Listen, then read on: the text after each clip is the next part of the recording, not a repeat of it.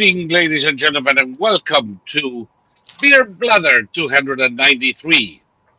Give them what they want.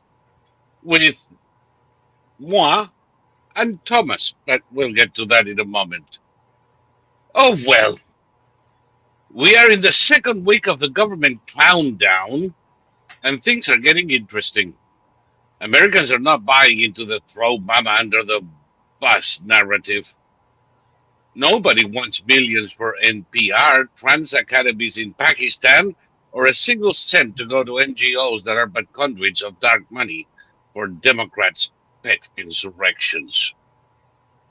Republicans offer to extend the Obaminationcare subsidies for 1 year, with a view to eliminating them altogether. But there aren't 7 Democrats willing to vote for Cloture and end this circus. Their way or the highway, and it's not about insurance. Fine. Give them the highway. Palestinian Youth Movement, a band of degenerates with little youth and no Palestinians, vows to continue their protest demanding a ceasefire after the ceasefire was approved. They seem to want the conflict to continue. Fine. Give them the conflict. The signatures on the agreement with Hamas are not dried yet, and Hamas is already violating its terms. They called on 7,000 fighters to regroup, appointed governors to every section of Gaza, and are, right now, conducting a hunt for alleged collaborators.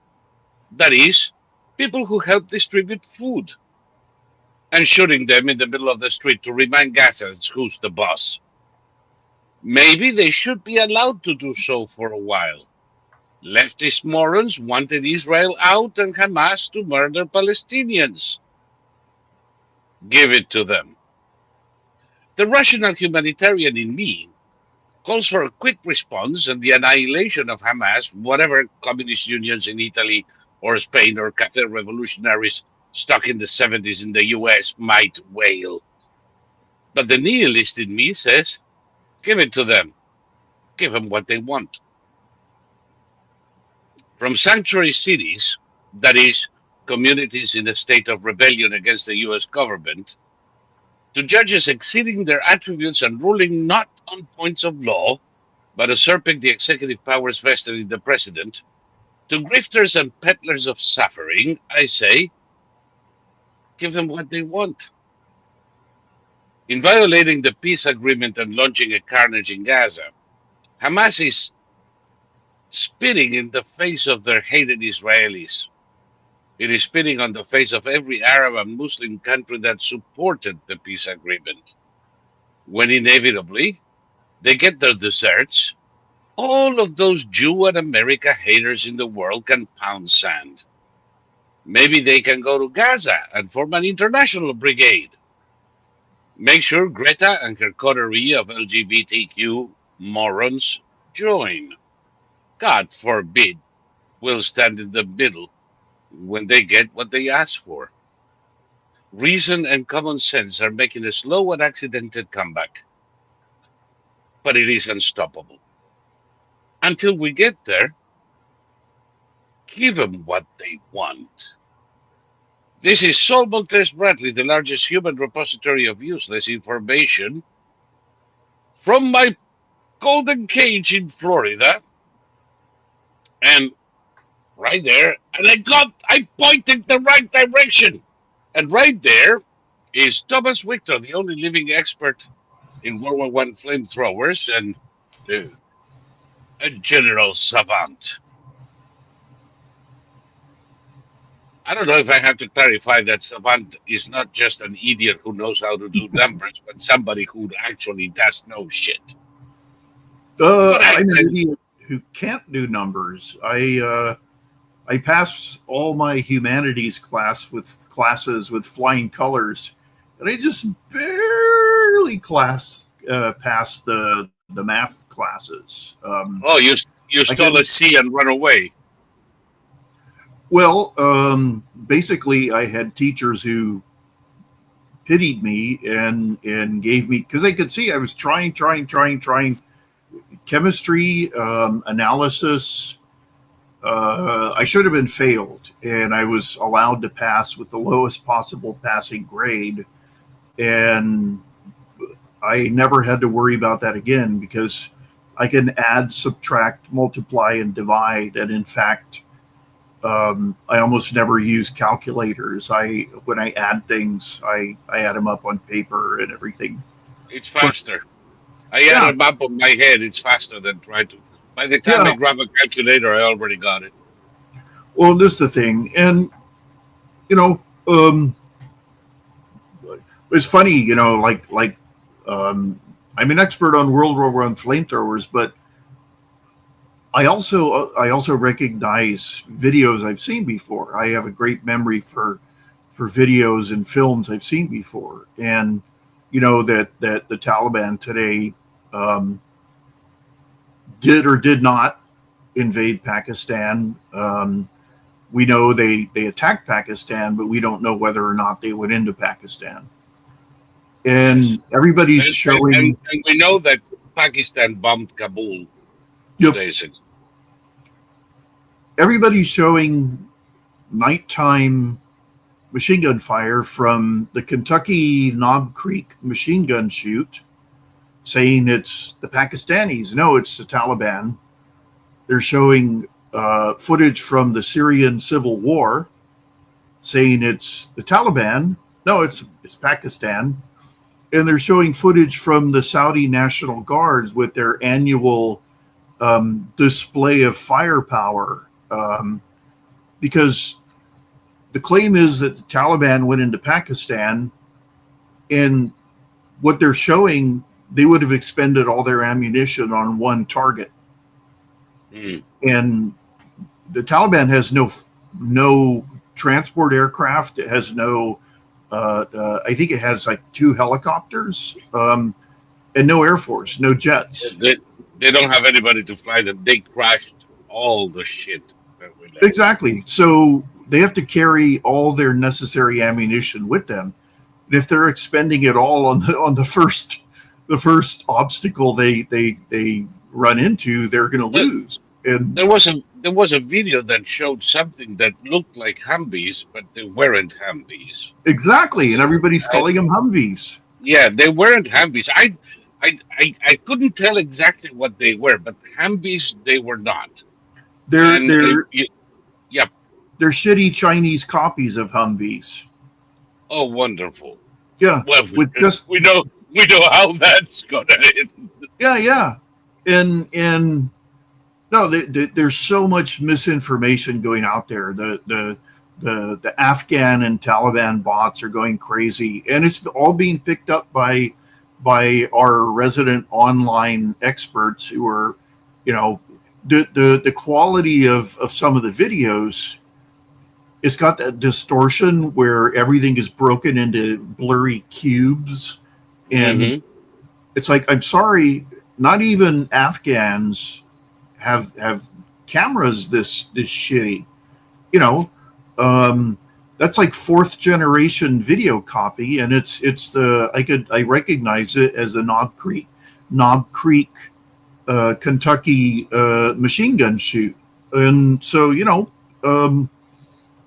and then there's a anytime you see a nighttime video that shows maybe 10 machine guns firing tracers, and it's all going in slowly from the sides, and in one of them the camera's mounted right behind the firing weapon, and they're hitting this single target, and it's just, and there's shoulder fired rockets going at it. That's the Saudi National Guard putting on their annual demonstration for the royals. And hence the tracers. You don't use tracers in combat. All you're doing is show your enemy where to shoot. Exactly. And the according to the videos, there's no return fire ever. So and the Pakistanis can't really go up against the Indians, but they could definitely go up against the Taliban. They showed the Taliban special forces, and They had no muzzle discipline. They were like all pointing their rifles at each other's heads accidentally and pointing them at the cameraman. That's what their special forces. When I was a kid, there were special schools, and special Exactly. schools were for the retards. Well, that's the Special Olympics is for people who are Yes. disabled one way or the other. And So now you know what the Taliban has for special forces. yeah, in they have no harnesses. So they're carrying these unwieldy handfuls of PVC pipes. So there's some kind of pipe bomb or Bangalore torpedo to blow up barbed wire, but they have no carrier for it. So the guy's just carrying him in his arms. And if you've ever carried heavy, long cylindrical objects, they all each tilt in their own way. Yes, So they he's do. going, and it's like special forces. I agree. Yeah. Very special indeed. Yeah. So by the way, do you think that we should broker a ceasefire between Pakistan and the Taliban? no. I think we should give both a few cans of gasoline and a lighter, and quietly leave the scene. Well, the Taliban is not going to be able to do any serious damage to Pakistan. The Pakistanis have outdated weaponry, except I think they have a few F-16s, which the Taliban already claims they shot down. As far as I know, the Taliban has no sophisticated air defense system. I don't know if they could even shoot down an F-16, but it's a nighttime view of flaming wreckage. Could be anything. There's nothing identifiable. Nothing identifiable. Well, the Russians are yet to shoot down an F-16, so I much freaking doubt it. Yeah, and if the Taliban have anything, it's Russian equipment. But yeah, like you said, they're not driving Humvees. People are saying, "Oh, they got all their ammunition from Bagram." We didn't leave behind any ammunition. No, there was no ammunition. If there was ammunition to be left behind, we destroyed it. We put it in big pits and put C4 plastic explosive on it and blew it up. Yep. So, I mean, God knows we left too much equipment anyway, but ammunition was not among the stuff we left at all. Yeah. I mean, the whole point was for Biden. Biden very stupidly thought that he would be applauded for this. No, it wasn't Biden. Was it Biden? Yeah. Oh, you're right. I forgot. It was there was the suicide bomb. It was Miley and Lloyd acting on orders of Biden. Yep. And stooges. The goal was to skedaddle as quickly as possible because they all thought that there would be this wave of cheering Americans, and of course we instead saw this debacle that resulted in the deaths of 13 at Abigate. Yep. At Abigate. And we saw the immediate response of the Biden administration that bombed and killed a poor son of a bitch loading a truck with his children. Yep. That had absolutely zero to do with anything. And the same assholes who defended that are the ones that are calling Trump a murderer because he sinks speedboats loaded with drugs headed for Miami, I guess. It doesn't make any sense, does it? Well, I saw some leftist chart about narcotics and saying, the Mexicans produce the most narcotics and Venezuela produces 2% of what Mexico produces. Bullshit. It's not only bullshit, but how much Mexican narcotics are getting through the border at this point? Exactly. So the reason, the claim is that we're using the destruction of the Venezuelan cartel as a the casus belli and a lie, that we're actually there to topple Maduro so that we can stop Chinese influence. And that's a plus anyway. It's a plus, but we're not there to topple Maduro. Trump doesn't believe in regime change and nation building. We're there to destroy the cartel. For 20 years, for 20 fucking years, we put up with the original Maduro, Chavez. We put up with Maduro. We put up with Venezuela acting as a base for Hezbollah, as a partner to Iran and China. And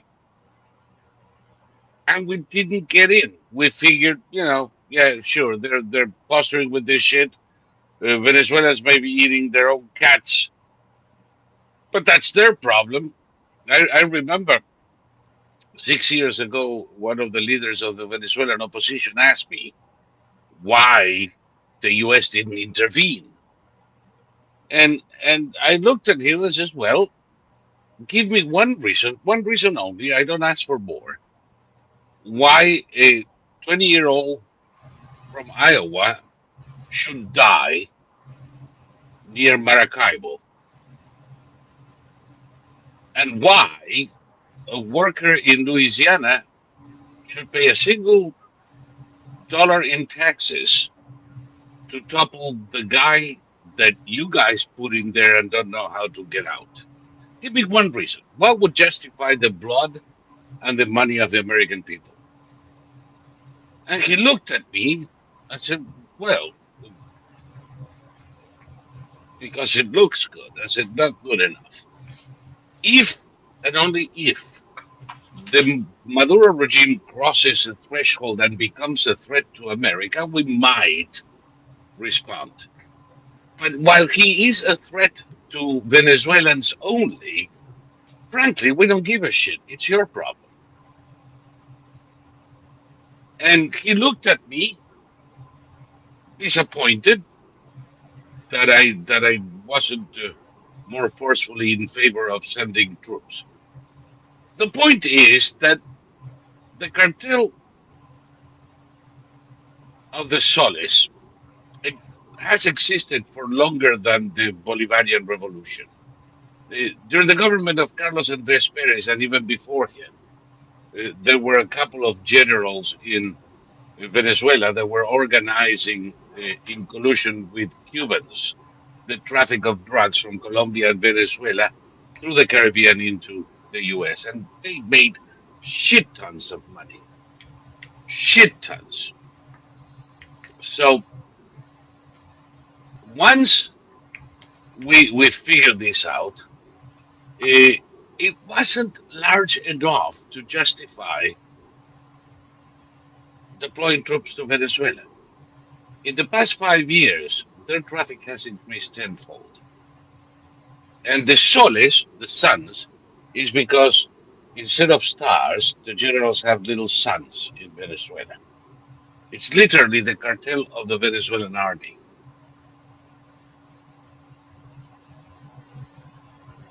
They're looking for it. They're begging for it. And since other sources of revenue have dried up, they've increased their activities. They've expanded their activities. They're now operating in Colombia, in Mexico, and they represent a real danger. And as you said, we closed the Mexican border. We reduced the number of drugs coming in from Mexico drastically. Well, now it's their turn. And I would suggest to the narco-terrorist who governs Colombia not to be so fucking defiant because he's next in the list. Well, this is the thing that okay, the world wants the U.S. to intervene only when it's not in our interest, and they don't want us to intervene when it's in our interest. Yes. So the world can shove it up its collective bum because we're going to intervene when it's in our interest, and we're not going to intervene when it's not. It's, you know, it's very simple. This interventions cost lives and money, and they cause diplomatic horseshit. And you know, think about all these countries that criticize us, like France. France went into the Ivory Coast in 1994, and the people there released footage of them using helicopter gunships on civilian crowds. Yeah. Um, What about when they went into Chad and started the civil war in Rwanda? yeah, You know, the one that led to the genocide, to the 2 million dead? The fucking frog started that one. yeah. How about Cote d'Ivoire? Mm-hmm. How about when they put a bomb in the Greenpeace ship? I think it was in New Zealand. Mm-hmm. I mean, these people have no scruples. They do what they think they need to do without any fucking problem. And God forbid, America closed a port to the Greenpeace ship. And it's like, oh my God, they're attacking freedom of movement. Yeah, you just bombed it, you asshole. No, France and has no moral authority well, to criticize anybody. And what they have been doing with the African euro, exploiting countries in sub-Saharan Africa like a colonial power, you know, blow me. yeah. No, the all of, I mean, nobody in Europe, nobody in the world has any moral authority to tell us what to do, because our hands are the cleanest of anybody in human history. And you know, these people, they it's you know, I think a lot about this stuff now. All human conflict is based on tribalism, and it's always an us versus them. And in this country, you know, they really tried that. And as usual, okay, American culture is characterized by two things that are found only in American culture. Number one, periodically we walk right up to the edge of the abyss and we peer down over it. And then we say, nah, I don't want to jump in. And then we back away from it and we start. Okay, carefully. Well, we start dismantling the things that brought us to the edge of the abyss. Yes. The second thing is that we make these completely unexpected 180-degree turns. Nobody else in the world, no other culture does this. And that turn has been made, and now the country's heading towards conservatism. And you could see it. I know the Antifa, they've identified one of its major funders, who's some Indian billionaire. And they've identified 90% of their funders. Yeah, and they're all going to get their butts grilled. It's oh yeah, it's serious. Today, Trump asked his cabinet, "Should I declare Antifa an international terrorist organization?" And Kash Patel said it would help, and you know, yep. Marco Rubio was up for it, so that's the next step. So be it. And they fucking are. Remember years ago when we were talking about Antifa in 2020, and we had all of these Antifa riots from Seattle to Peru, from Los Angeles to Rome, acting in unison. Mm-hmm. And you had morons in Bogota painting graffiti on the walls of Bogota, ACAB. Mm-hmm. How many people in Colombia know what the fuck ACAB means? All cops are bastards. Mm-hmm. Oh, it makes a lot of sense in Spanish, doesn't it? ACAB. Yeah, I'll try. Okay, what would be the acronym in Spanish? All cops are bastards. Todos los policías, they wouldn't say bastardos. They would probably say son hijos de puta or son cerdos. Eh? But it would be something like TLP at the last letter, whatever you want to Yeah, call yeah. it. So it'd be Eh, That, that doesn't have heads or tails in Spanish. But they were writing that because, of course, they were copying all the shit from Antifa in the US, yeah, which was very much, even though the shit started in Europe, since 2020, they've been calling the shots in the US. yeah. The first activity of Antifa in North America was at the G7 summit in Canada or something in 2011. That was they were called the Black Bloc back then, and then Yes. after that they became Antifa. Now the left has two arguments today, which are self-negating. One, Antifa doesn't exist, and number two, Antifa has no leaders. Well, Yeah. okay, if you're making the claim number two, that means you're admitting that it exists. That it exists. So Um, of course it has Blind leaders. Dio is telling us that the guy is Neville Roy Singham, who is an agent of the Chinese Communist Party and who is also involved in funding Code Pink. What a beautiful thing. Yep. Uh, get him for treason, will you? Yeah, yeah. But you are correct with this.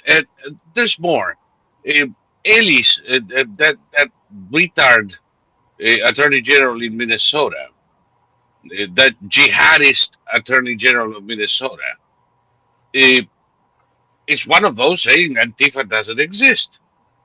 Except that in Twitter in 2018, he had a picture of himself with the Antifa manual saying this is what should strike fear in Trump.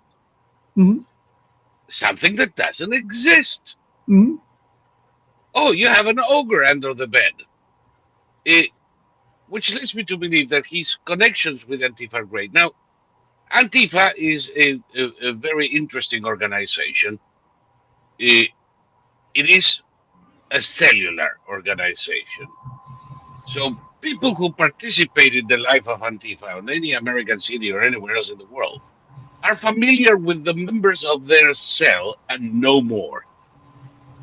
And only one of them has the contact with a higher up. Yep. That higher up knows this guy and the one on top of him and very little more. So that when you start, arresting the fuckers, all they can give you is limited information. But all of these goes up to a committee, a politburo of some sort that directs the entire organization through these cells. Somebody said we cannot find. They will never find where the money comes from. And this is before they found it, and they found it. And I said, how difficult can it be? You start by tracing the payments to the U-Hauls, the pallets of bricks, the signage. Because remember when they used to stage their protests, for lack of a better word, and that was all paid by someone, wasn't it? Yeah, yeah. Where did the money come from? You can trace that money right to the pocket of Singh and the Open Society Foundation and Organizing for America and about 100 different NGOs, which are no more than dark money laundering schemes for the Democrats. And you're going to find that there is a shit ton of Democrats in bed with Chinese actors financing these movements to undermine Trump because they hate him so much. Well, Antifa are stupid enough to wear, in some places, the same gas masks. So the members of Antifa aren't buying anything. They're being issued stuff. Yes. So you find out who bought 100 of these gas masks. And you can do that. Anything that costs money, you can trace, especially now. The difference between 2020 and today is it's like the difference between today and 1920 in terms of technology, in terms of the ability to track things. And there's also, for the first time, we have a government willing to put in the effort. We have the political will to do it. And think about how stupid the Democrats are by insisting that Antifa doesn't exist. It's literally like somebody putting their fingers in their ears going, la, la, la, la, la, I can't hear you, I can't see you, I can't hear you. And Worse than that. Worse than that. It's like the consigliere telling the reporter that the mafia doesn't exist. Sure. If anything, the more a Democrat says Antifa doesn't exist, the more I convinced he's in a cell. Yeah. No, and Because there are also, propaganda cells too. also the cells are not as independent as people think. Each city has an Antifa headquarters, and Yes. more and more these are being located. So, and in their headquarters, they hang up Antifa flags and anarchy flags, and they do everything but put a sign outside the door that says Antifa headquarters. So they're idiots. They've always been idiots. Today, they're definitely not the brightest guy in the block. On the other hand, they're incredibly dangerous. of course, The cannon fodder of Antifa. I mentioned there that the Black Bloc came out of the Occupy movement, which I always said that Antifa and the Occupy movement are the same people. mm-hmm. The thing is that they are, number one, so ignorant. Number two, so brainwashed that the soldiers, the cannon fodder, are convinced that they're doing a good thing. They're spearheading the revolution so that everybody will be free and rich, or some shit to that effect. That they don't know how to stop. You see, when they get arrested, their defiance, being arrested is a badge of honor. Mm-hmm. And those are very difficult to contain. We're going to have to arrest thousands. Yeah, that's fine. We can do it. Oh, I have no problem. I volunteer. We're going to convert those thousands better be sent to maximum security prisons for a long fucking time, because then the others are going to start wondering whether this revolution thing is so important. Well, think how stupid these people are. They claim to be anti-fascist. All right, the first fascists were Mussolini's group. What color did they wear? What color did they wear? Black. The next fascists were the Nazis. What color did the first of the Nazis connected directly to Hitler, and throughout the war, the SS, the Waffen SS had an armed wing. The SS had an armed wing called the Waffen SS, and then the rest of it was the SS. What color did they wear? Like Heinrich Himmler, for example. They were black. The Sturmbannführung used brown shirts, but these guys that you're talking about, as black as the uniform of the Gestapo. Exactly. And the Gestapo were black. So the anti-fascists are dressing themselves up like fascists, acting like fascists, speaking like fascists. And there is more. They all claim a genealogy of the movement going up to the anti-fascist action group in Germany in 1932. Not true. Not true, because those were communists. Mm-hmm. But by the way, it's this kind of thing that it's not true because they were communists, but it is true because they had the same outlook on life. Mhm. Now, when Hitler turned against the Communist Party, at first he was very buddy-buddy with them. He went after the anti-fascist action and drove them underground. After 1948, they reappeared and in force in East Germany, and they refounded their chapters to fight against fascism. The problem is that now they were the fascists. Mhm. I haven't seen anything that suggests to me that there is any real connection between those antifas and the current ones. To No, your point, eh, no. none. You know, it's like when Masons claim that Masonry was founded by I don't know somebody in ancient Egypt. They are pointing in the right direction of the ideas, but it's not to be taken literally because literally it doesn't make any fucking sense. Here is the same thing.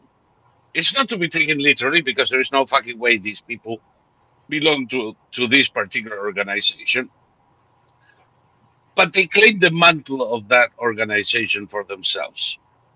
And that organization was such a bunch of assholes, anti democratic, communist diehards, that really it makes no difference to me whether they were Nazis or anti Nazis. They're the same thing. Well, okay, I read this long fawning article about a 21-year-old black inventor who was distilling gasoline from plastic, and he's legit. So I looked it up. There's like 25 different companies doing this, and some of them are quite large, and they got there long before he did. Yeah. So there's a huge German concern that they're producing a ton of gasoline from plastic. So this guy's getting the credit for the idea, but literally like 25 other countries beat him to it. Companies beat him to it. Yep. So, Antifa sings songs. They don't do it very often, but when they sing, "We are Antifa, we are anti-fascists." So Yep. tell them that they don't exist. I would say so. I had so many people before all of this shit.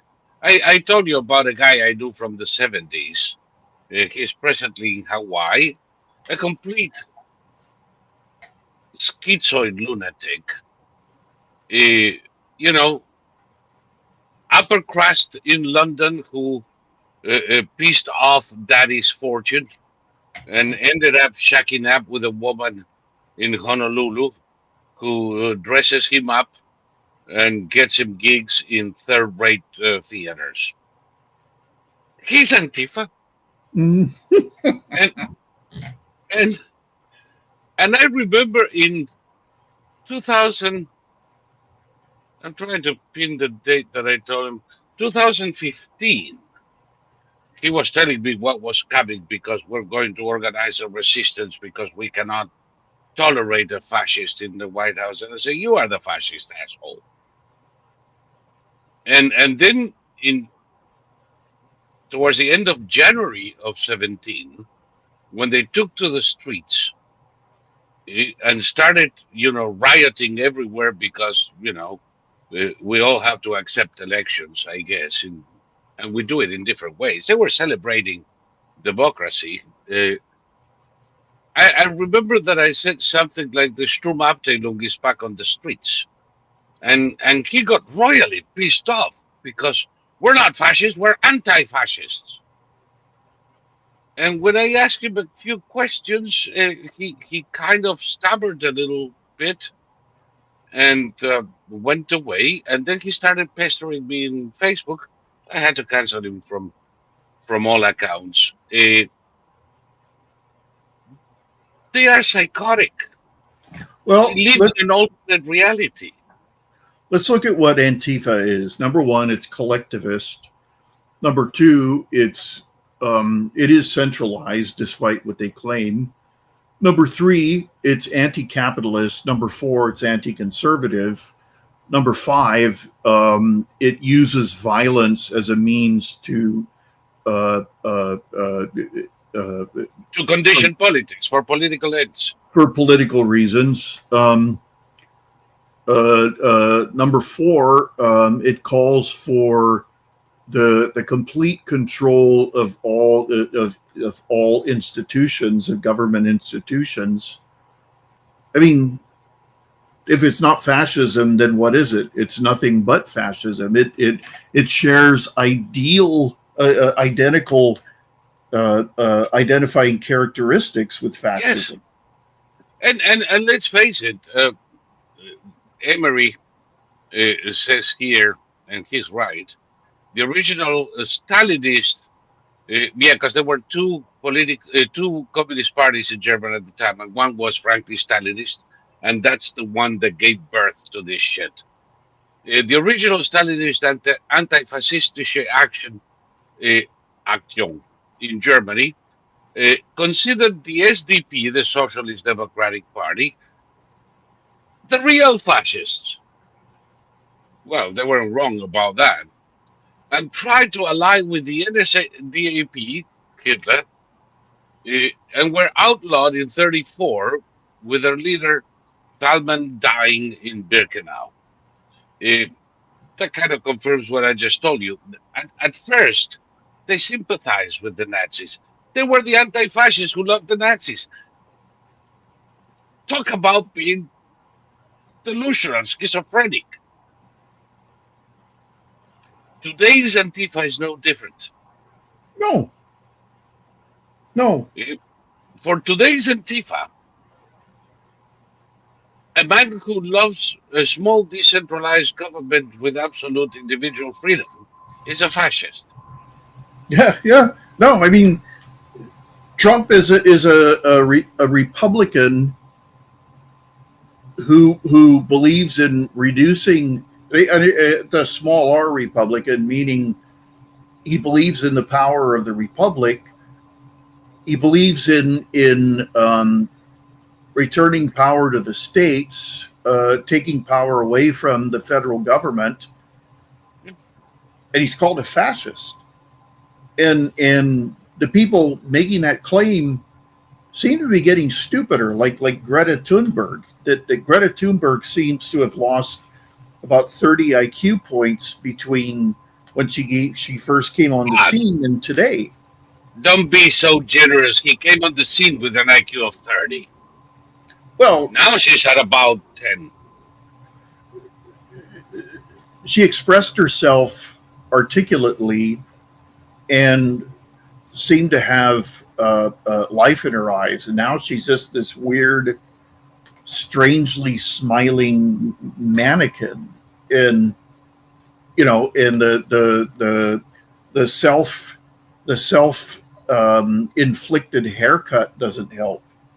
I don't know. All these people are appearing stupider and stupider, like AOC. You know that hairstyle is called the Space Cadet. Well, leftist women, they decided they hate bangs, so they cut their bangs almost up to their hairline. Yes, and it is an utterly grotesque look. What's so amazing about all these people? Okay, if you look at me, you can't tell what my politics are. If you look at those people, you go, "Oh, far leftist." It's like they're advertising through their appearance what they think, what they believe.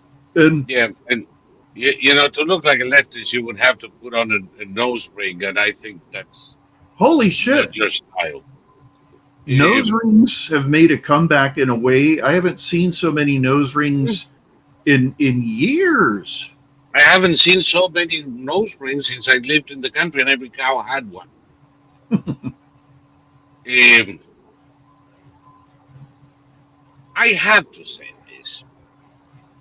When I was growing up, the best looking women were in the left.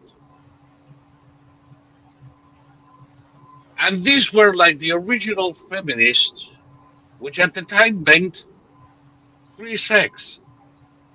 Now, I have to say that as a 16, 17-year old, frequenting the places where the leftist women were ready and willing to engage in all sort of extracurricular activities, it wasn't so bad, and they were incredibly gorgeous.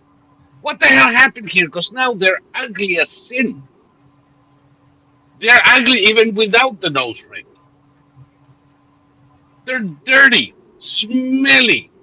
They have the beard of Elijah in their armpits. Eh, what the hell happened here? When did ugly become revolutionary? Well, okay, in the 60s, the hippie girls stopped shaving and bathing, and but they didn't get face piercings.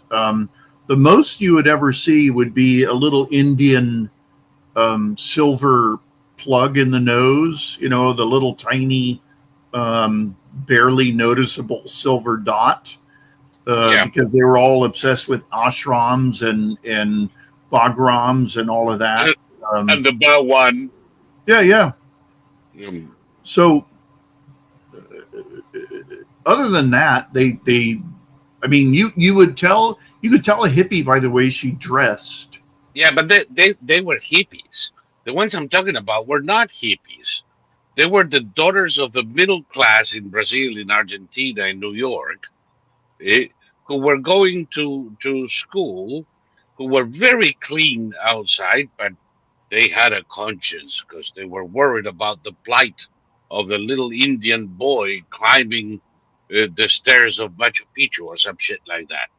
And they got, they expiated their rich girl guilt by worrying about the poor boy in the Darien Isthmus. Um, but they weren't hippie, and they never pretended that. They would just bore you to tears with Marx. But other than that, they looked like Cheryl Thiegs. At Yeah, one yeah. point, they decided to become hippies too, but with tattoos. Well, I mean, okay, I read an article. BuzzFeed readers were polled. What are 10 acts of microfeminism that you perform? And one of them was really stupid. She said, when I'm on the sidewalk and a man is walking toward me, I don't get out of his way. I make him get out of my way. Don't you naturally, if you and a woman are walking toward each other on a sidewalk, don't you naturally move out of her way? Have you ever in your Yeah. life forced a woman to move out of your way? Like just walk straight toward her until she moved No, out of your way? No. not only that, I move out of her way by taking the outside of Yeah, the that's what I always sidewalk, do. so that I get in between her and the cars. A lot of times I see two women walking side by side, and if there's no room, I actually get off the sidewalk and walk Let him slightly in the pass. gutter until let him pass. I, I, Um, I, I'm not anti-woman. I'm well educated. exactly. And everything they mentioned was stupid, and it was actually describing the actions of feminist women rather than men. Um, one of them was like, I always address the female in a group first. And I mean, what does that do? That's affirmative action. That's that's proving that she needs special attention in order to feel important. Because if you treat her like you treat everybody else, then she's gonna cry or have to be hospitalized or whatever. But it was a really dumb list, and most of it were women addressing problems that don't exist, or women addressing problems that are actually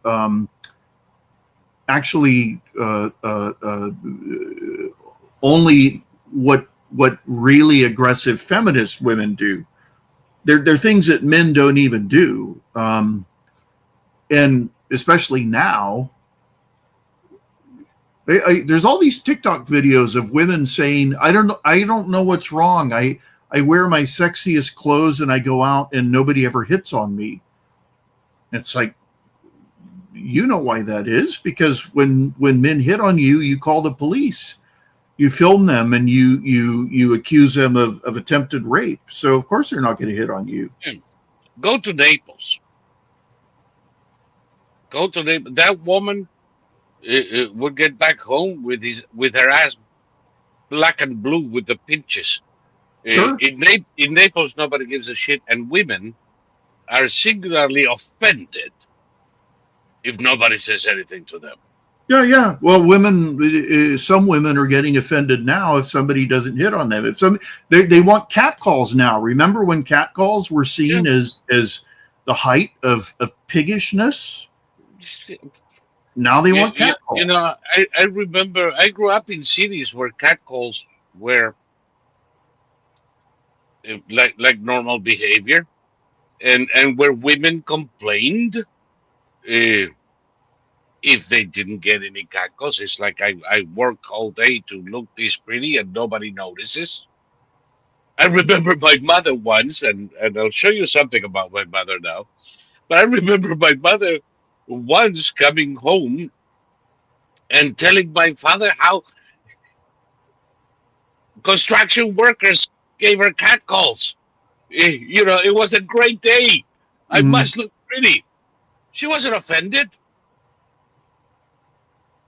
She was glad, and she, at the time, she was probably about 38 or something like that, pushing 40, and I still look pretty. Mm-hmm. I never understood, and women, by the way, can very easily say "fuck you" or keep walking and ignore the guy. I mean, where is the assault here? Mm-hmm. Where is the violence?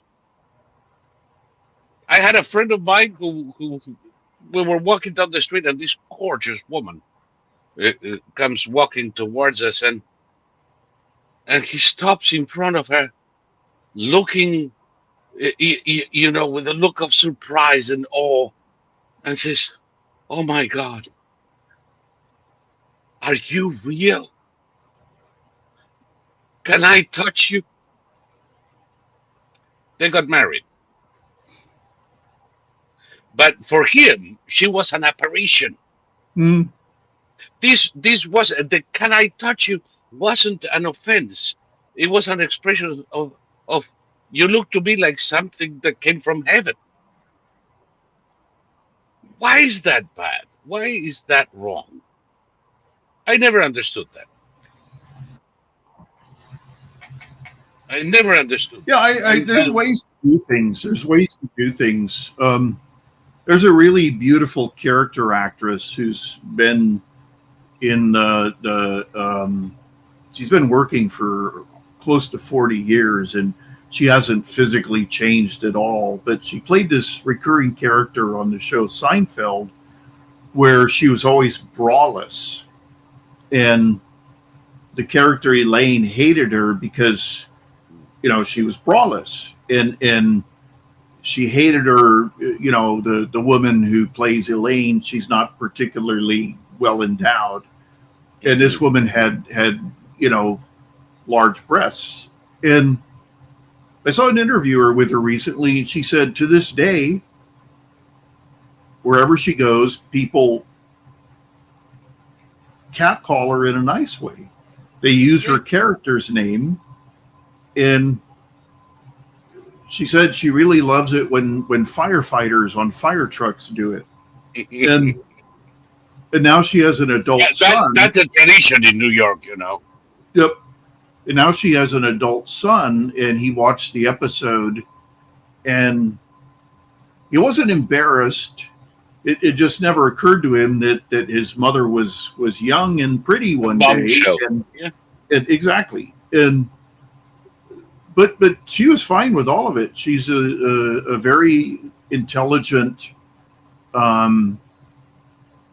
regularly working character actress. She's never been a leading lady because she's just too slightly.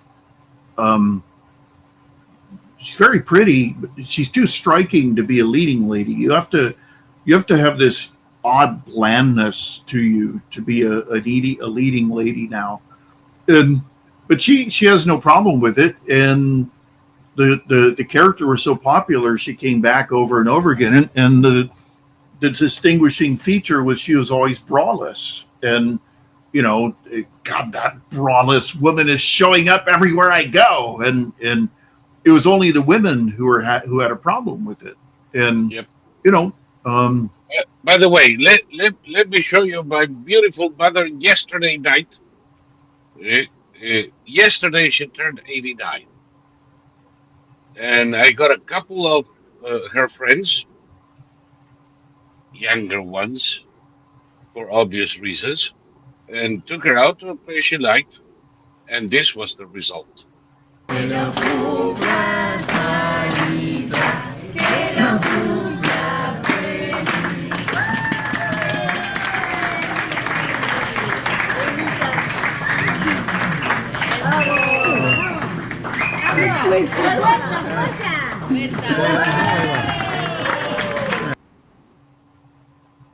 And there we go. So happy birthday, Mom! Again. The lady is asking, I think she's right, if the lady you were talking about just now was Adrienne Barbeau. No. I thought the same thing, correctly. Not Adrienne Barbeau. Let's see. Braless woman, Seinfeld.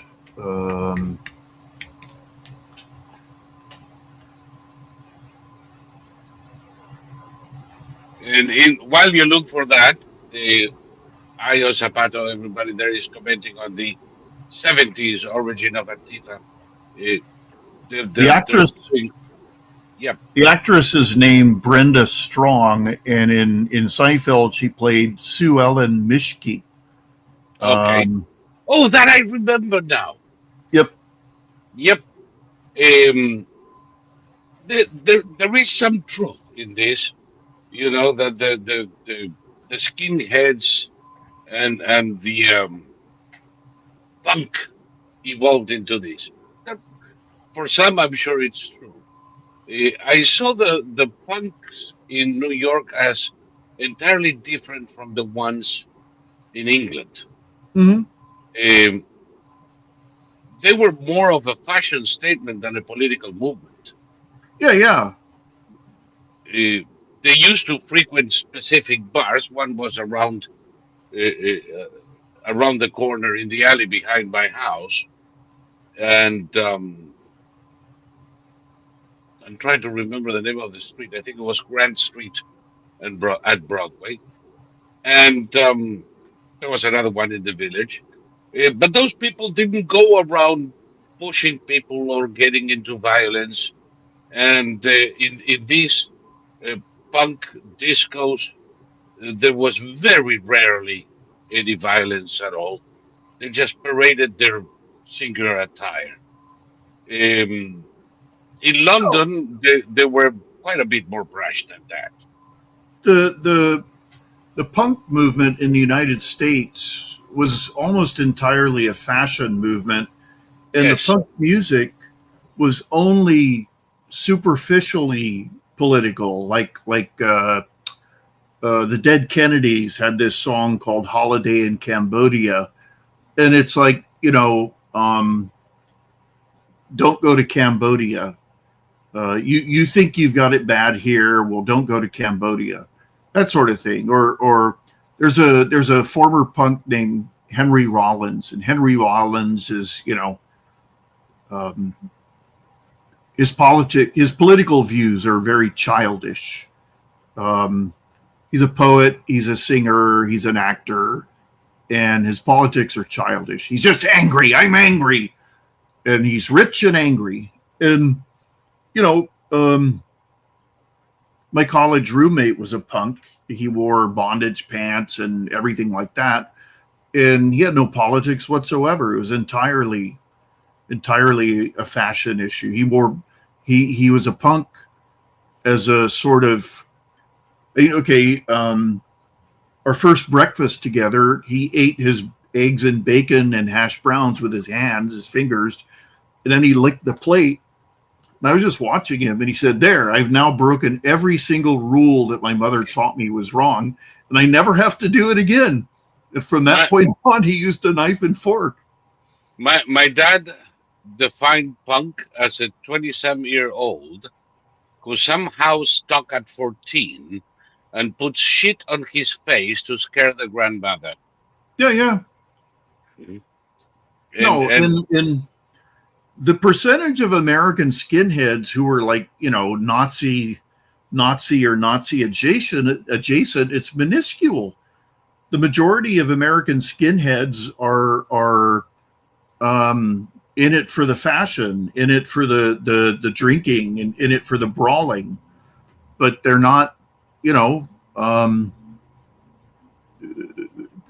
they're superficially racist, but when it comes down to it, they're not any more racist than most people. Some of them are tribally racist. Yeah. Iggy Pop and the Stooges, the Ramones. The Ramones were there frequently. What else? Sci-fi punk and rockabilly punks. The Tubes. Yep. Yeah. All of the above. The Cramps. The Cramps. Yep. Yeah. In Europe, UK, they were closely intertwined with the football fans who would organize fights around Europe, the hooligans. Yeah, no, and particularly in England, maybe. There is, but I don't think there is an evolution into Antifa. I think that a lot of the Antifa characters today are the same brainless shits that belong to a hooligans band or skinheads, and now they find their place in Antifa, just malcontents. Well, I don't think it's an ideological thing at all. I remember a video of some Antifa guy with a little rock hammer breaking up paving stones in the street to throw at cops, and some conservative guy tackled him and tore off his mask, and he had white hair. He was old. He was old. He was he was about 58. Well, have you seen the protests for Palestine? How many of them are made up or people older than me? Yeah. They're in wheelchairs. It's like the fucking assholes are stuck in the 60s.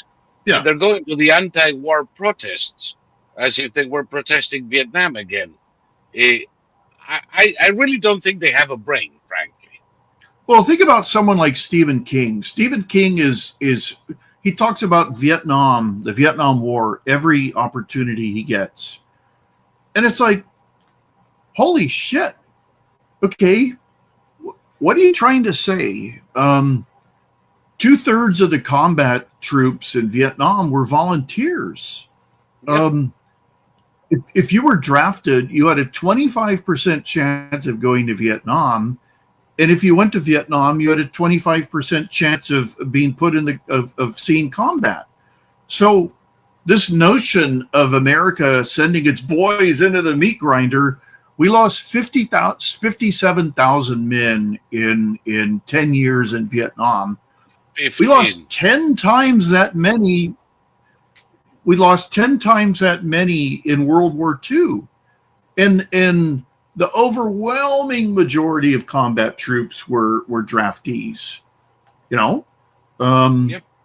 you were eligible for the draft. We lost as many taking 3 islands in the Pacific. Yeah. You know, let's put it in perspective.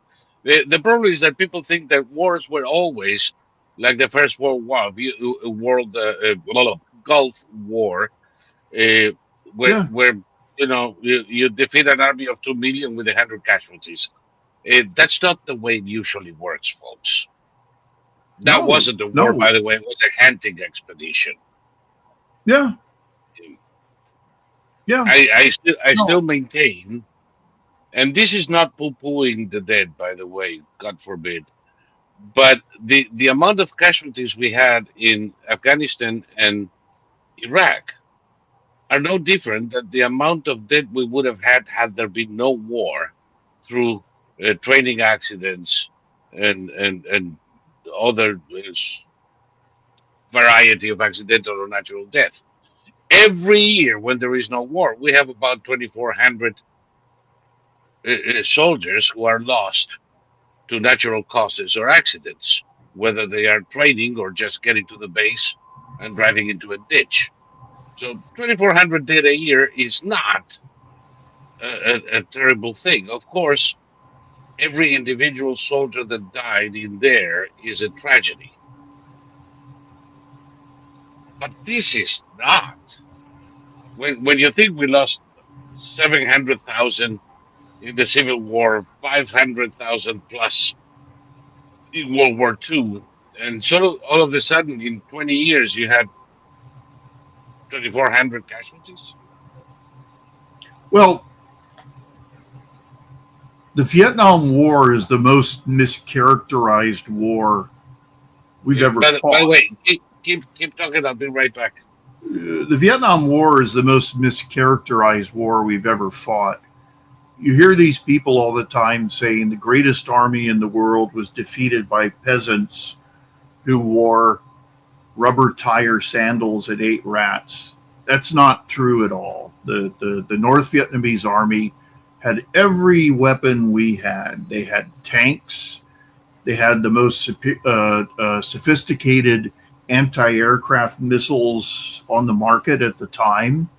They had armored vehicles. They had everything. The Viet Cong were different from the North Vietnamese army. The North Vietnamese army were the regulars, and the Viet Cong were the communist guerrillas. And by definition, guerrillas are much more lightly armed. They were a light infantry that used rifles, light machine guns, mortars, recoilless rifles, that sort of thing. But they wore uniforms. They were extremely well trained. They didn't eat rats. They had rations, just like any armed force does. And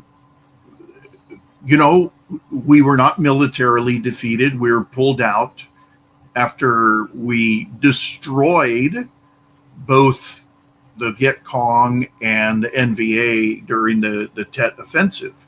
Yep. The Tet Offensive was a shock because the North Vietnamese attacked in all major cities simultaneously, but we fought back so ferociously that both the Viet Cong and the North Vietnamese army had ceased to be a viable fighting force at that point. And that's when at that point, Walter Cronkite won the war for the Vietnamese. Yes, he saw what had happened, so he stepped in and said, we can't win the war militarily. And this is the danger of getting your opinions from the news media, because Walter Cronkite was a self-confessed communist. And, he was no more a communist than you or I. He just paid lip service to it. And if that meant supporting people who committed outrageous atrocity, I saw an article that was up for only a matter of days and then it was taken down. And it listed all the deaths of Vietnamese civilians from 1945 to 1976. And there was a massive dip in that number of deaths. And it was during the American presence in Vietnam. And after we left, more civilians started getting killed than were getting killed while we were there. Oh, how about the hundreds of thousands that ended up dying at sea or in holding camps in Singapore and in Australia? Because, Jimmy Carter had such a generous policy for the Vietnamese people, didn't he? If there was ever anybody entitled to asylum or refugee status, it was the Vietnamese boat people. We kept them in camps in Singapore and sent them back to die in Vietnam. Think about that for a second. Well, my ear, nose, and throat specialist is a former boat person, and his father was a high-ranking officer in the South Vietnamese Navy. So as soon as Saigon fell, they were on the death list. Yep. So they got the hell out of Dodge. It was a father, a mother, and 13 children. And they all made it here, and they were taken in by Baptist charities. They got their refugee status, but after that they were on their own. So they were taken care of by Baptist charities until they could work things out. And no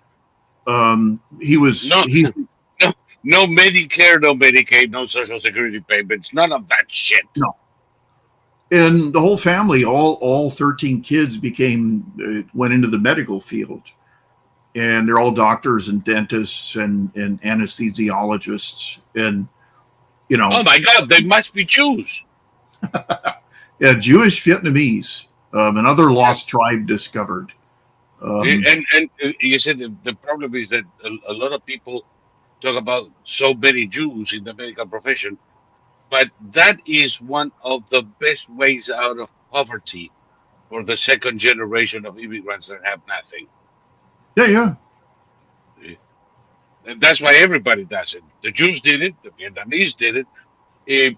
I know a Vietnamese woman here. She has a large business now that does import-export between the U.S., Thailand, and Vietnam. And her father was in the South Vietnamese army. They escaped as soon as they could. They were caught at sea and taken to Singapore. They spent a year in the camp in Singapore, and then their refugee visas were denied. Which, by the way, is another promise broken by the U.S. because we did promise the South Vietnamese army that we would have their back.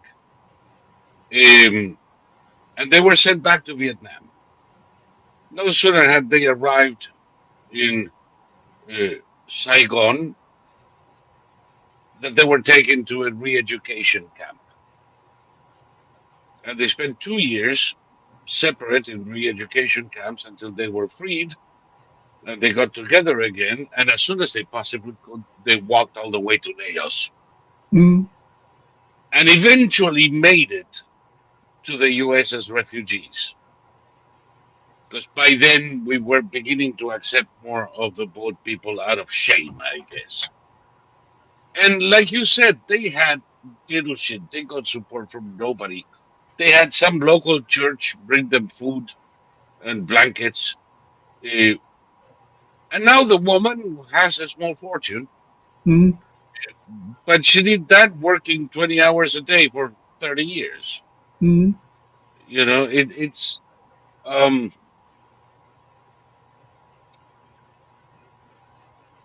I don't think most of the American people today, certainly not Generation Z, Generation X, and all of these morons, have the foggiest idea of what it was like.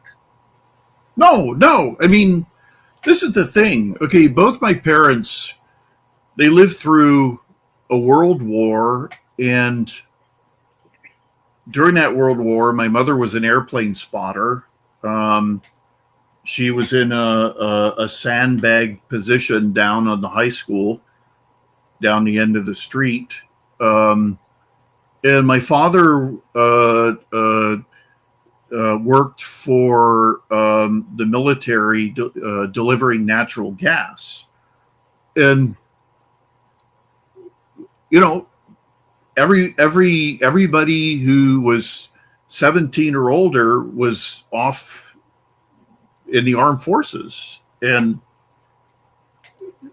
those guys were involved in they were up against two enemies who committed atrocities as a matter of policy. They committed war crimes as a matter of policy. And you know, the Germans are now making movies about how hard they had it in World War II.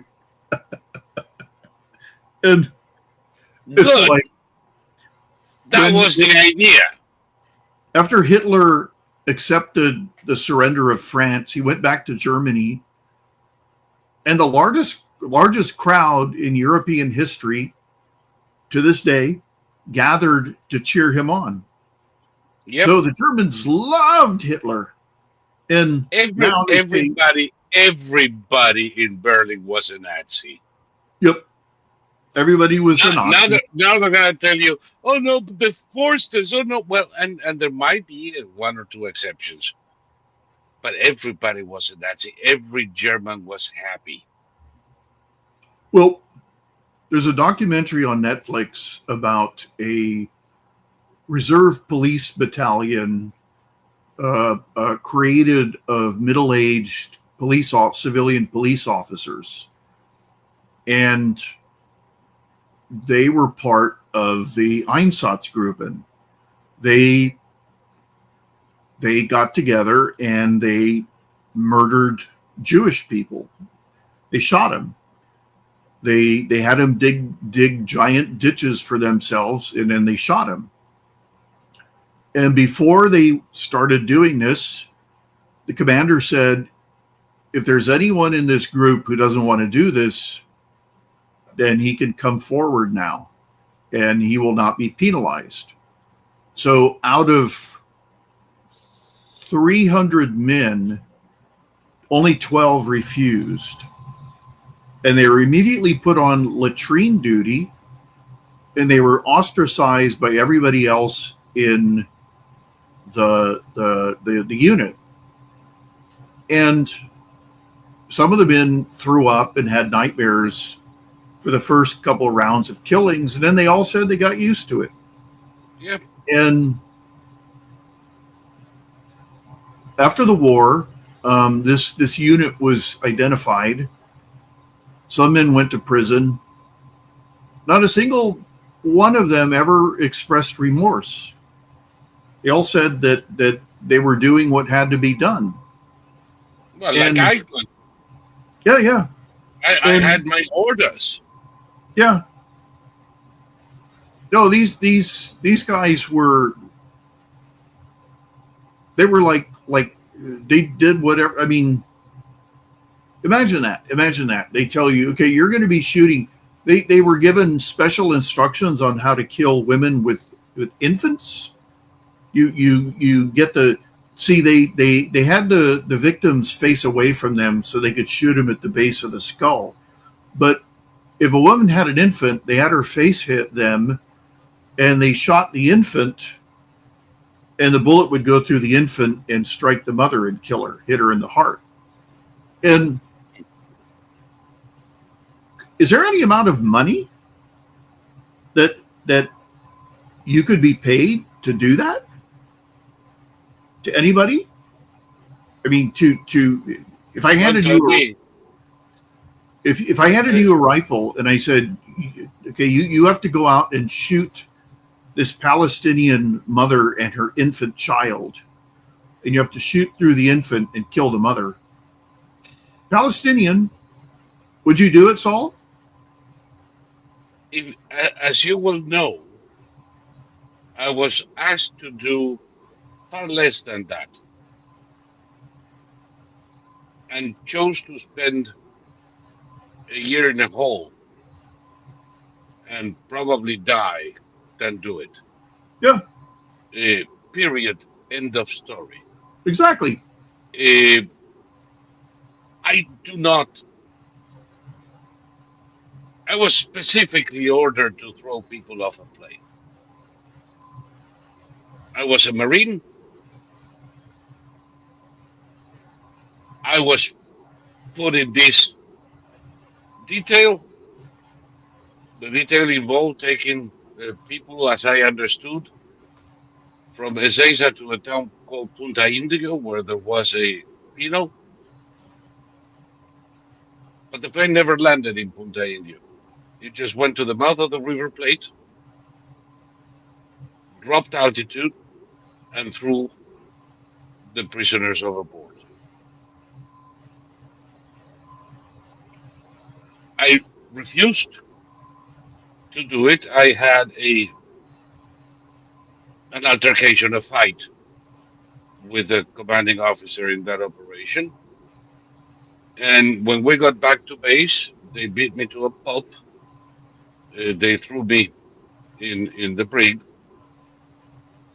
And a couple of days later, the commander of the base, who knew my family, he had actually served under my uncle on his graduation trip around the world.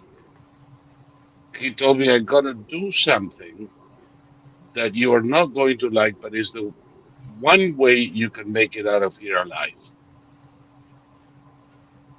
And he put me in a spider hole,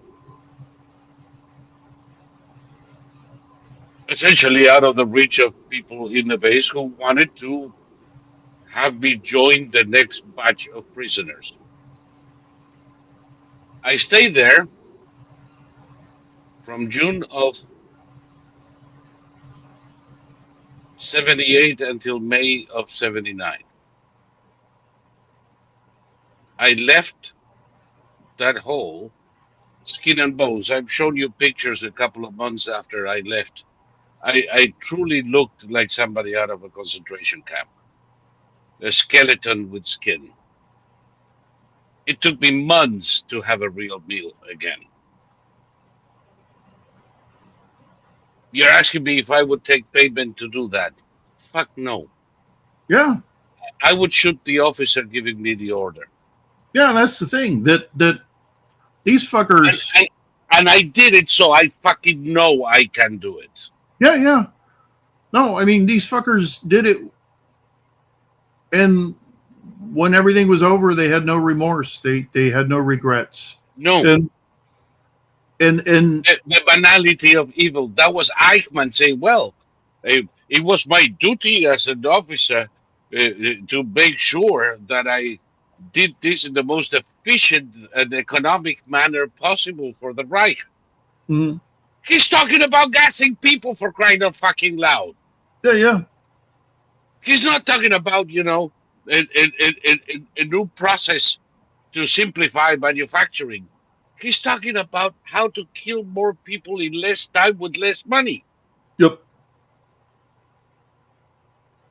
And he doesn't understand why that's a problem.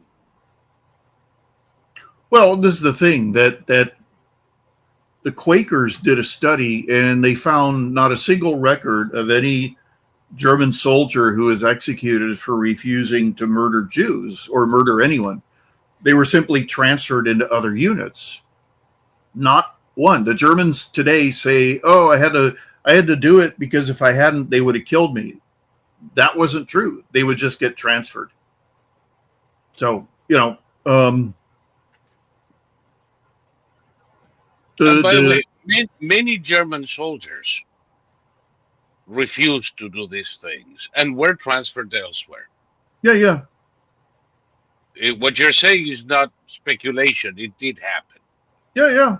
I have no, I have zero compassion, zero consideration for people without morals or scruples who are willing to do anything for a buck or to survive. Yeah. Zero. No, in you know, I saw a German-made movie about the bombing of Dresden. At the end of the movie, they showed all the actors gathered together to memorialize Dresden, and the myth is that there was no military value to Dresden, which is a lie. Bullshit. It was an arms manufacturing hub. Yeah, It was a transportation hub. the bombs that killed people in the streets of London came from Dresden. Yeah. So it makes a good story, but it ain't true. What the Germans are upset about is just we did better what they started. The Germans never had without resorting to some of their tactics. Yeah, the Germans never had heavy bombers. The British and the Americans had. Some of our bombing flights had 1,000 heavy bombers. The Germans had medium bombers, 2-engine medium bombers to bomb London. And they deliberately bombed only civilians in London. We bombed military targets in Germany, and it was known as total war. We don't fight that way anymore. The Ukrainians are targeting specifically, now that they could target anywhere in Russia, they're targeting specifically military and dual use targets. The Russians are targeting exclusively civilians, and that's the difference between the Russians and the Ukrainians.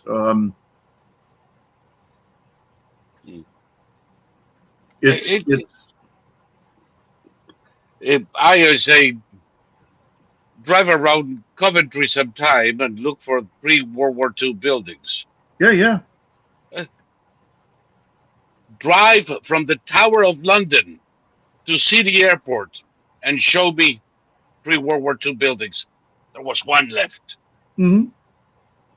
One. I think I told you already. Ironically, it was a pub. And the name of the pub was the one they left behind. Mm-hmm. Only the Brits can joke about these things. But and they didn't like it. I don't give a shit. I don't give a shit about the Germans. I don't give a shit about Hiroshima and Nagasaki. No. I don't give a flying crap about the firebombing of Tokyo. And I would have lived quite peacefully with the bombing of Gaza, which was never done. The people who oppose the atomic bombs used in Japan will never accept that the alternative was an invasion of the Japanese homeland, which would have killed, estimates are, 500,000 Allied troops and up to 7 million Japanese military and civilians. So is that what you want? Is that more humane than 125,000? Is that more humane than atomic bomb, not atomic bomb? I mean, the efficiency, if instead of doing it with 3,000 bombs, you do it with one, congratulations to you. You have a very efficient arms producing facility. But what was the effect of the firebombing of Tokyo? It burned Tokyo to the ground. There wasn't a fucking building left. What was it, 250,000 dead? We'll actually never know because so many of them disappeared into ash. How does that compare to Hiroshima? It's more. Nobody talks about it, right? Yeah. And the only reason people don't talk about it is because the only reason we talk about Hiroshima is all the books written by Pedro Arrupe, the guy who got to be Generalissimo of the Jesuits, Hmm. who wrote these heart-wrenching stories about the inhumanity, I tell you, inhumanity of what they did to the poor Japanese people who were reading love novels and playing in the parks when this horrendous thing happened. But of course, he doesn't say shit about what the Japanese have been doing in the Pacific and in No, China and in the Philippines. it's funny to hear a Jesuit complain about inhumanity. Well, my darling, you know that the rule of the order states unequivocally that a Jesuit is permitted to lie to advance the cause of the Lord, which is whatever the fuck they do. So a Jesuit lying is just a good Jesuit, following the rules of the order. But that was, and I'm not kidding, this is not opinion, Pedro Arrupe. If you can Google the son of a bitch, he used to be called the Black Pope in the 60s because he was said to have more power than the Pope himself. But of course, he wore a black cassock. And Google the son of a bitch and find the articles he wrote in the aftermath of Hiroshima. Have a puke bag nearby. But every canard about Hiroshima and Nagasaki starts with him. Interesting, isn't it? How does Frankfurt compare to Hiroshima? How does what? Frankfurt. Oh, Frankfurt was gone. The entire city, one house on what is now Kennedy Boulevard, was the only house that remained standing in the entire city of Frankfurt. Well, think about it. The battle for Berlin alone cost the lives of at least 300,000 Soviet troops and an equal number of civilians. So just imagine that spread out over the entire Japanese mainland. You know, just pump that number up. Yeah, I mean, people are idiots. They adopt these weird moral positions that they don't know why. They're just doing it because their peers are. They're under pressure to, and or they think they know what they're talking about, but of course they don't. You know, but it's funny. It's like, okay, give them what they want. Give Hakeem Jeffries all the airtime he wants. Every time he makes a video now, he just gets a sombrero and a big mustache. You know, like. I'm beginning to enjoy this. I saw a video. It was a meme of Katie Porter screaming at her aide to get the F out of her camera frame. Yes, of her frame. And suddenly Nancy Pelosi comes up behind her wearing a sombrero and drinking a bottle of tequila, and she pats Katie's shoulder. Okay, give California Katie Porter and give New York City Hossein Mamdani?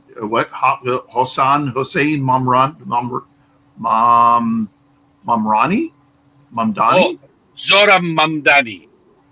Zoran Mamdani. Give New York City Mamdani. Give them what they want. Give them what they want. Yeah, it's a pity because destroying that city. Yeah, and there's a long way to go.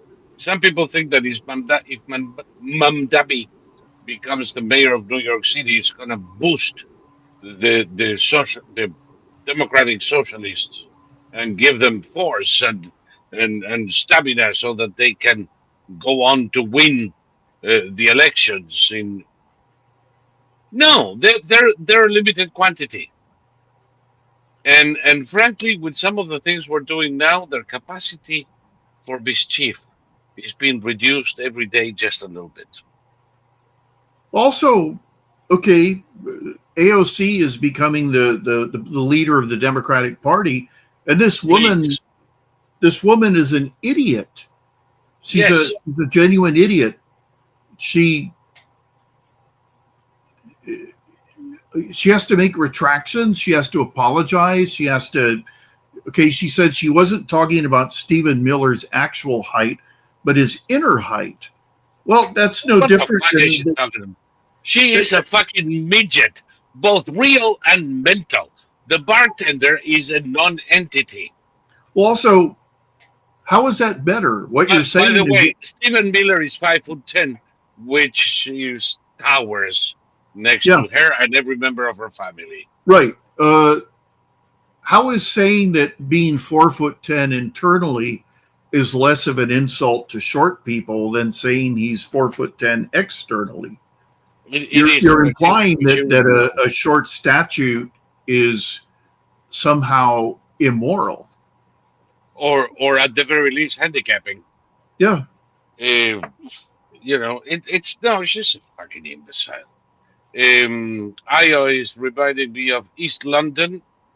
That's what I spoke about when I said go to the city airport. That was all of East London. And by the way, I saw with my own eyes. I drove through the rubble of East London that was still rubble in 1982. Yeah, when I was there in 75, there were pretty significant patches of buildings that were still rubble from World War II. Yeah.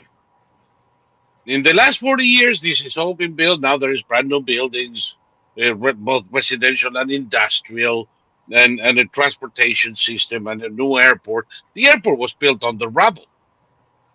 Exactly. What do we do with all of these empty fucking space? Let's build an airport.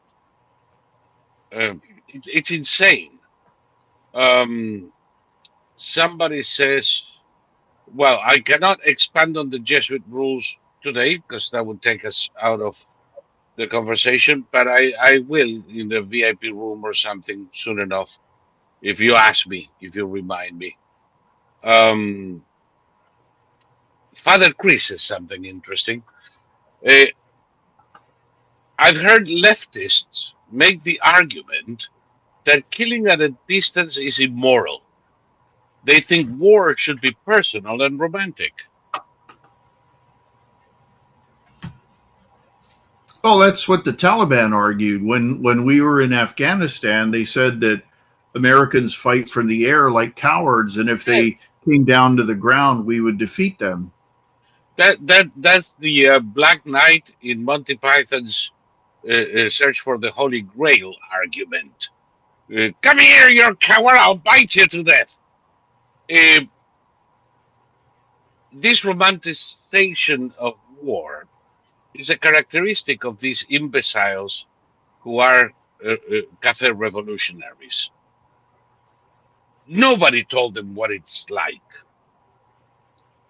Once you see what it's like, you can never romanticize it again. There's nothing romantic, there's nothing noble, there is nothing glorious about a battlefield. Killing from afar, if you don't like it, tell it to the Brits. Actually tell it to the Ottomans, or no, better yet, tell it to the Greeks that invented the fire grenade. Protecting the life of your soldiers is always the most moral choice. Of course. In a context where very few choices are moral. So, of course, it's better. And if you can do it efficiently, so much the better. And if these imbeciles want to die in a place of glory, I don't know, strangled by their own guts, that's their fucking problem. In the 1790s, you know that the submarine uh, was invented 100 years before Jules Verne wrote 20,000 Leagues Under the Sea. Mm-hmm. And it was invented in America because much of the Industrial Revolution happened in America, not in Europe. And it was Fulton that built the first submarine. And he launched it on the Delaware in Philly and went his merry way. And then he did some trial runs on the Hudson. And then he tried to sell it to the Brits. And they organized a demonstration. Now imagine we are in the Napoleonic Wars already. The year Mm-hmm. is maybe I don't remember the year now, but it's somewhere between 1790 and 1810 in that period. Fulton takes his contraption over across the Atlantic. They organize a demonstration. So you have the British ships, and over there in port there are some, I think it was La Rochelle, some French ships, and Fulton takes his little submarine and he goes underwater and puts a harpoon with a torpedo on the side of the French ship, and it blows up and it sinks. And he thought, after a successful demonstration, that he would sell the submarine to the Brits. The Brits would have none of it, because attacking a ship below the waterline was not gentlemanly. Mm-hmm. Oh, what's better than that?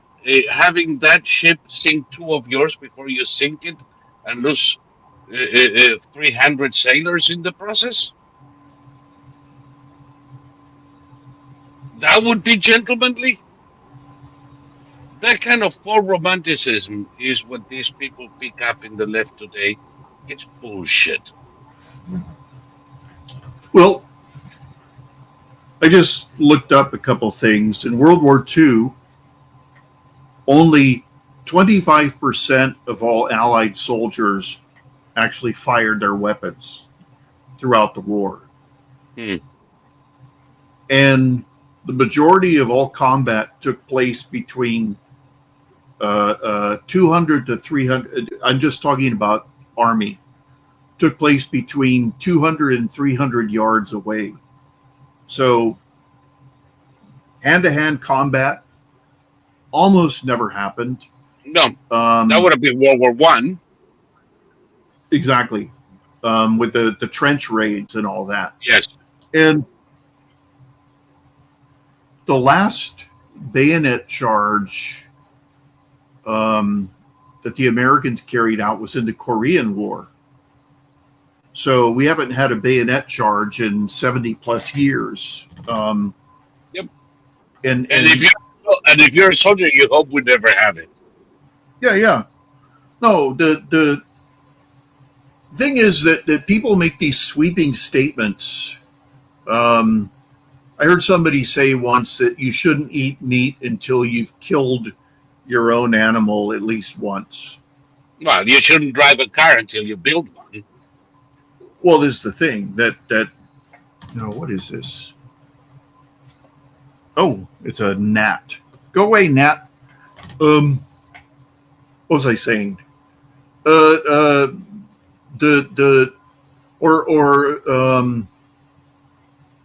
Just people make these sweeping statements about how everybody should live their lives and how these things should be, it's immoral to kill somebody at long range. You should do it face to face.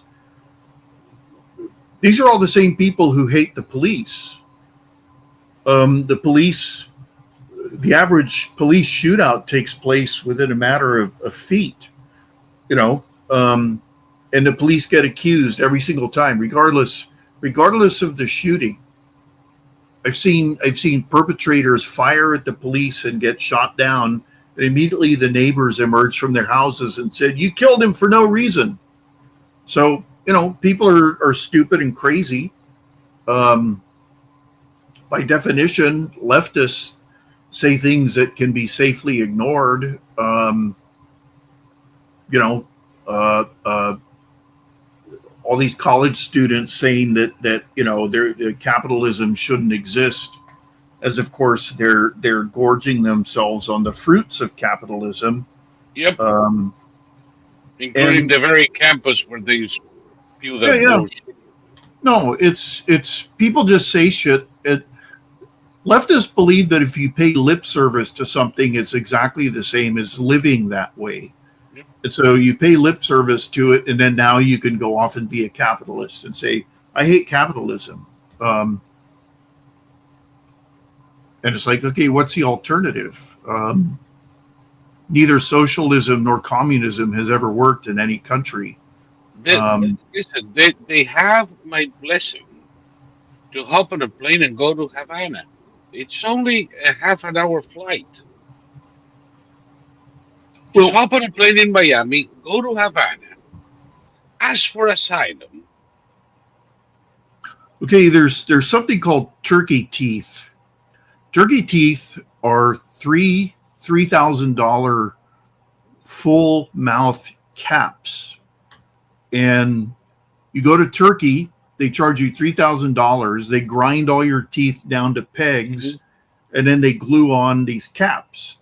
Yep. And turkey teeth have a massively high incidence of infection because they're not fitted properly. So food gets trapped under there and it rots, and you end up with bacteria grows like it's exactly. So I saw this British woman, and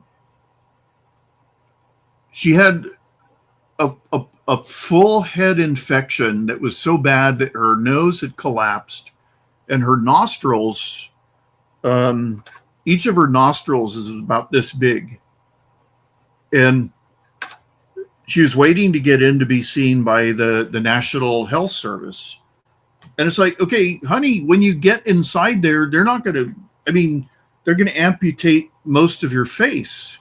There's only one solution. You have to have everything in your mouth pulled out, everything, and go to dentures, like an 87-year-old Peruvian. If you go early enough, otherwise your jaw is going. Oh yeah. No, I mean she had like a big wad of swelling on the side of her face. Both her glands were swollen, and the record for turkey teeth is known. It's known, but people keep going there. They think, oh, I can get $3,000 caps, and they'll be high quality. And it's like, no, they're not. They're not. When my baby tooth fell out, the implant they put in was $7,000 for one tooth, and it's been seated perfectly. It feels exactly like a real tooth, and they positioned it so that the top tooth doesn't hit it. There's just a minuscule gap so that the top tooth won't be constantly hitting it, because it's just not made of the same material as human teeth. But it was $7,000, and they gave me a half discount because I paid in cash. Blue Shield no longer covers dental work. Well, you can thank the Obaminationcare. Yeah, exactly. And in order to get a Blue Shield dental plan, you have to jump so many hoops. It's incomprehensible. And it's fucking useless, because all you're gonna get is a couple of cleanings per year and a 20% discount on an exaggerated bill. Yeah, it's totally fucking useless. No, if you pay cash, they cut the price in half for my tooth, but it was still $3,500 for one. It's still a pretty good, but you're not paying those menu prices. Which, by the way, they have to do it because Medicare, Medicaid, uh, the insurance companies, they take huge savings for the doctors, and they have a shit ton of expenses on top of whatever it is they're doing to you. So if you pay cash, they bypass all of that shit, and they'll give you at least a 50% discount.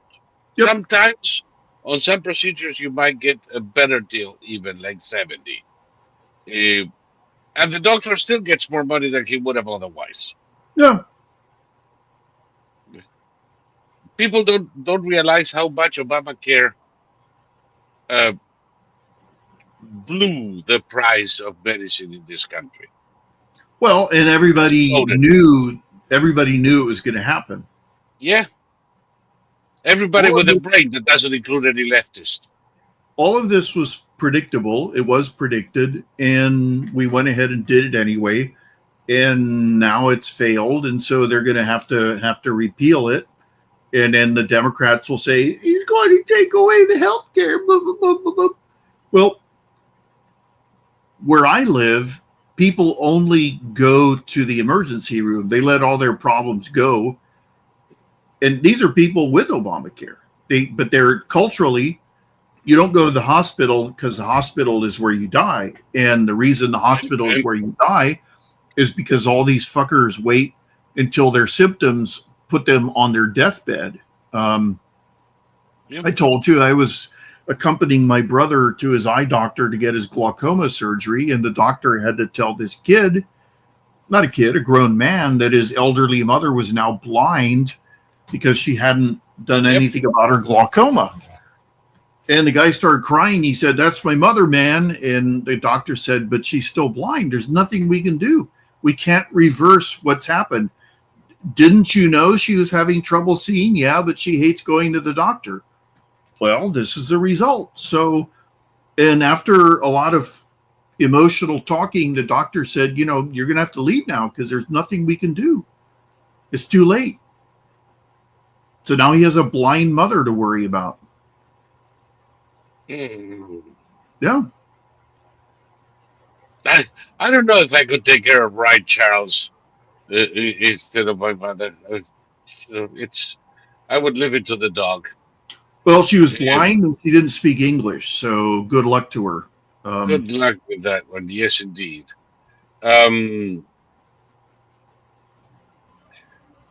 Another thing that I have for you. Remember Anna Kasparian? Oh, yes. Remember how she was an obstreperous bitch, and then she pretended to move to the center, and then she exploded to the left again? Hmm? Now, this that I'm going to show you is an Armenian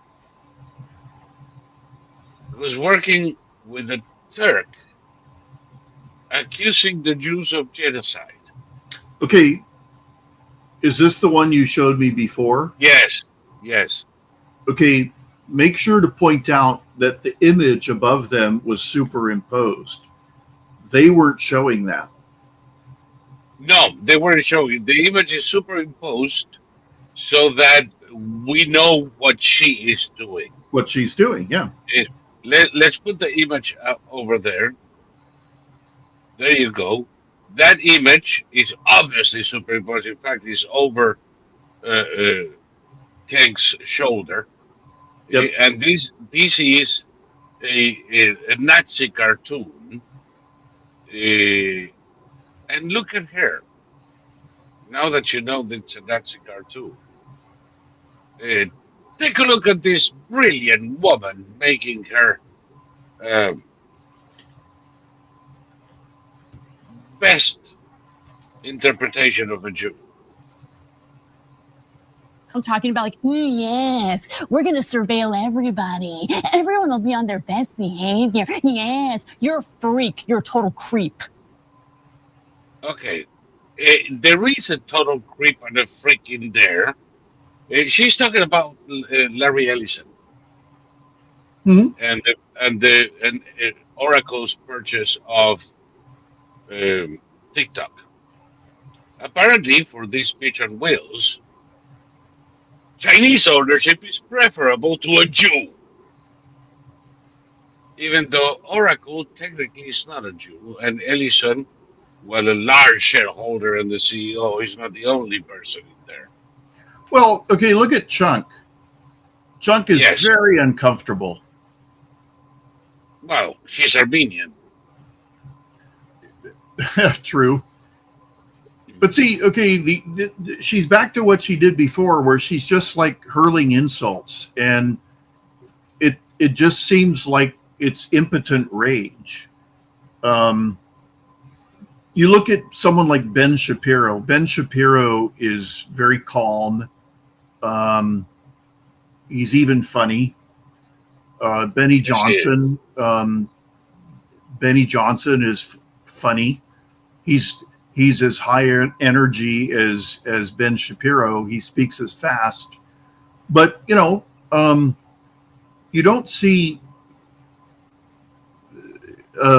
mainstream alternative conservatives just doing nothing but hurling invective, and that's all Anna Kasparian does, and it just makes her look like she's sputtering with impotent rage. You're a freak. I mean, okay, thanks for that, Anna. I'm sure you've hurt him to the core. Good job, I guess. I don't know. I guess. I don't think Ellison is going to be particularly affected by this shit. But nevertheless, there you are. This is what it is. It's garbage. And we should quietly take the garbage out. The other thing that I noticed today, I don't think we spoke about it. 12 hours. You know how these students for Palestine, little shits, are always calling for an end to the genocide and a ceasefire, right? Hmm? And then Trump negotiates a ceasefire, and we're going to discuss this later, but if everybody does the part they promise, the hostages will be released, Hamas will be disarmed, and this is the end of the war. It isn't yet until this is done. But the thing is that 12 hours after the ceasefire goes into effect, the little darlings in Colombia decide to do a die-in for Palestine. Hmm? It's like they're missing the war already. Well, also, there's what, 28 of them? I don't know. It's a very small number. Very small number. I didn't count them because I didn't think it was necessary, but yeah, very few of them anyway. So, interesting stuff, isn't it? Well, okay, Hamas is already like installing governors, and the Hamas police have reemerged and all of that. So they've already broken at least one part of the ceasefire deal. If they don't release the hostages on Monday or Tuesday, then my guess is the Israelis are just going to go back in, because Well, if they don't release the hostages, they are going back in. Now, yeah. I'm going to put this. A little side of me says YouTube is not going to like it, but frankly, this is not particularly gruesome. Actually, I don't think it's gruesome at all. It is public domain. It is widely circulated in social media, and it has news value, which is what we're discussing here. And I'm saying all of this now because I know I'm going to have to appeal something later. And if I don't, maybe we'll go back to YouTube eventually. This is Hamas in the morning when the ceasefire has already started. They indeed recalled 7,000 fighters. They appointed governors to all their regions. And they started rounding up what they call collaborators. Mhm. For instance, people who um, assisted in the distribution of food, bypassing the monopoly Hamas had. And this is what happened. What is happening in Gaza, in the area that the Israelis cleared.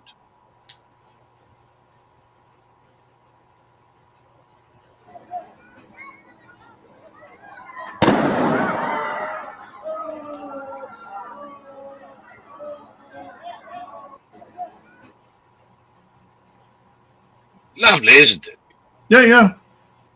So Hamas is already executing people on the streets for having participated in food distribution or in any other way deemed to be collaborators. Hamas is not supposed to have control of any part of Gaza. Mhm. They're not supposed to have any participation in the government of Gaza. They're supposed to surrender their weapons. Killing civilians in the streets of Gaza is not part of the deal. It is, in fact, a violation of the agreement, and they're already doing it. In another part of Gaza, a lot of people broke into a Hamas food deposit, food warehouse.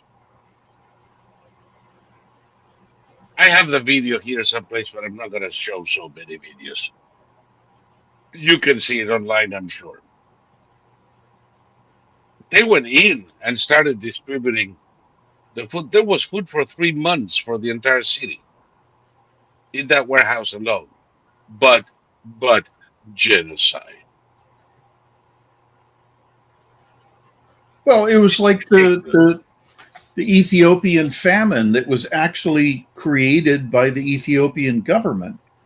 You know, there was a what was that? There was some enormous concert, and they raised money for all this food, and it arrived, and then the government just left it on the dock till it rotted and you know became inedible. The majority of famines are deliberate weapons created by totalitarian governments. Yep. The North Korean famine isn't one, but most of the famines in Africa in recent memory. The North Korean famine is caused by the politics of the North Korean government and the collectivization of farms. Mhm. And then, of course, they cannot manage it, and the harvest is insufficient, and people die. That's what it's always been. Um, and Ayo is right. The ink of the signatures on the peace deal wasn't dry, and Hamas was already announcing that they have no intention of giving up their weapons, but they do want their 3,000 murderers out. Mhm. They're asking Israel to release 3,000 people just like Yahya Sinwar in exchange for 20 hostages. Now they're going to do it, but I sure hope they don't release a single asshole until the hostages are freed. Yeah, I have a feeling Hamas will make excuses for not releasing them, and then it'll go on, and then finally the Israelis will have to go back in again. I have a feeling that is a possibility. Yeah, you see, I am torn in this, and I'm sure you are too. On the one hand, I want this to work. Oh, of course. It is the end of the war. It is the end of the nonsense. The hostages will live to see another day. By the way, yesterday, one of the survivors at the Nova Festival, whose girlfriend was murdered by Hamas in front of him, and he was wounded but survived. Yesterday, he committed suicide. Mhm. He got into a car and set it afire. And you wonder because he, he he didn't commit suicide yesterday. He was killed on October 7th, 23. Mhm. He just died. yesterday in Israel, today in the U.S. Um, we're going to have a lot of suffering going on for a lot of time with a lot of people. So ending the war is definitely a noble cause, and I'm all for it. I just don't trust these fucking savages. No, I mean, they say that as long as they're alive, they're going to kill Jews. So why would they make peace with Israel? The only saving grace is that there's nobody left to arm them, or if the Qataris make good on their promise to not ever fund them again, there's nobody left even to fund them. So, you know, Yeah, don't forget Iran, because Iran is still around. And the Qataris didn't find them out of the kindness of their hearts. They were a conduit for Iran. Mhm. That is part of the deal that Trump made with Qatar of protection in exchange for Qatar stop being Iran's bitch. If Hamas does what it is, I believe, already doing, they don't just spit in the face of the hated Zionists and the US. They spit in the face of Qatar, Turkey, Egypt, Saudi, Mhm. Emirates, and everybody else who signed on the deal. They're not going to have that much support in the Middle East. They can always count on France. France will Mhm. always support them, and so will British Labour and other vermin.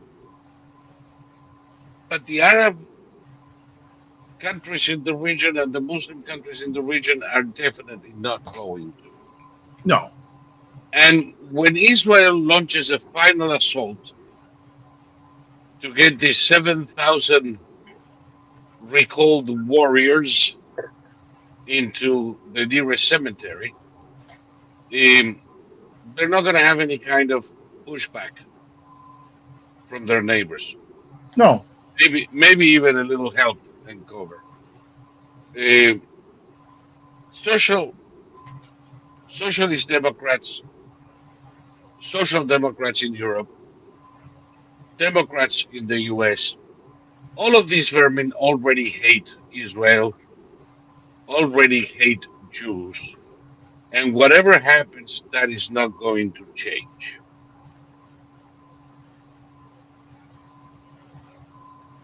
Israel will have no recourse, as I don't think they have, but to finish the fucking job. Well, from 2016 to 2017, somebody entered 32 Hamas attack tunnels, killed all the so-called special forces assigned to that tunnel, and then blew up the tunnel. And it wasn't the Israelis; it was somebody who could pass. This happened.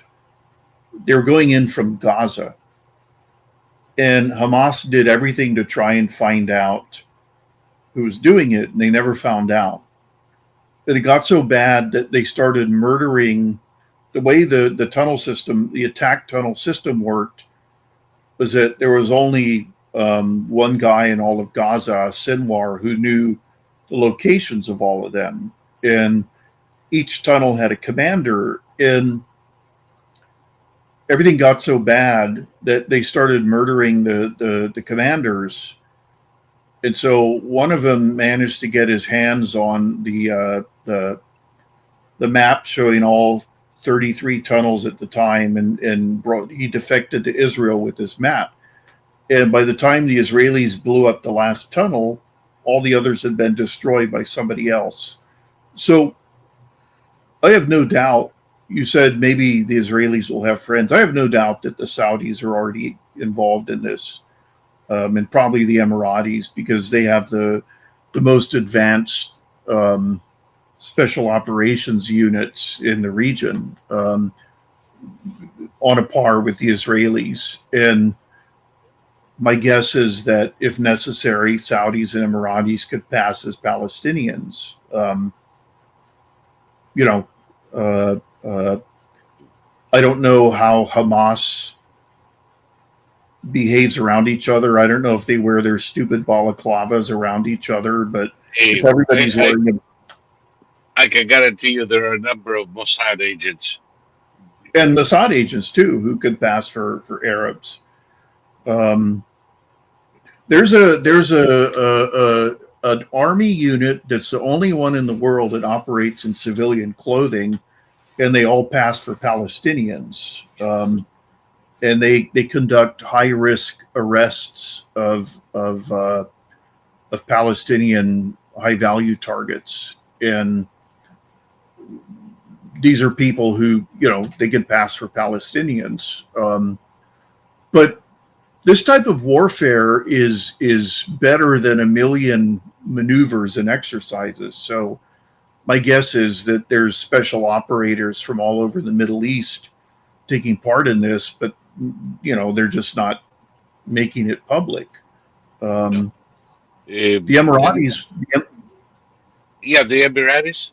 the Emiratis were in Afghanistan for 10 years before anybody knew. It never leaked. True. So, True. Anyway, I don't want to be I swear to God, I don't want to be a party pooper. And I want this deal to work. But until you get the Palestinians out of Gaza, there's not going to be peace there. The best that could happen to them is being removed. They want to call themselves refugees. Of course, there isn't a single fucking refugee in Gaza. Not one. You're into the fourth generation born in the fucking place. Many of them were there when it was part of Egypt. Curious how Egypt doesn't want it back, isn't it? well, wherever the Palestinians were allowed to go, they caused wars. They caused wars in Egypt. They caused wars in Lebanon. They caused wars in Jordan, Syria, Tunisia. So, But the thing is, Gaza was part of Egypt. It was Egyptian territory, governed by Egypt from 48 until 67. And they don't want to go back. That tells you a lot. Frankly, I don't care. I don't think there is anybody in Gaza who is not a sympathizer or helper of Hamas. well, I think the entire population are combatants. Yes. The only non-combatants are infants, but 5-year-olds, they're combatants.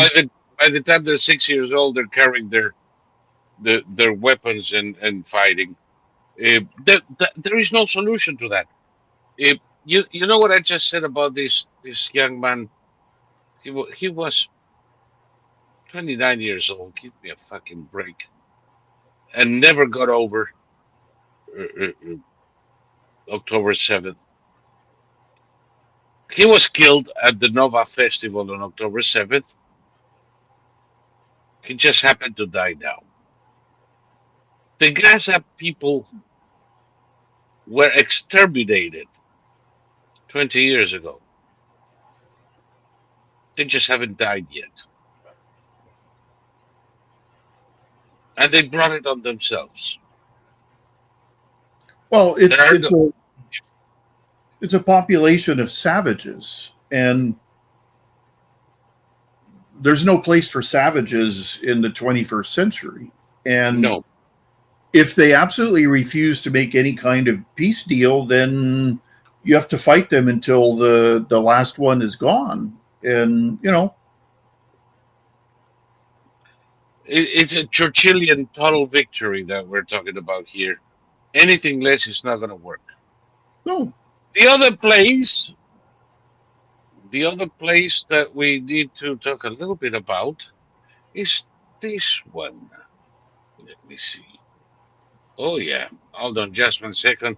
I'm gonna introduce the image, and you're gonna know what it is immediately.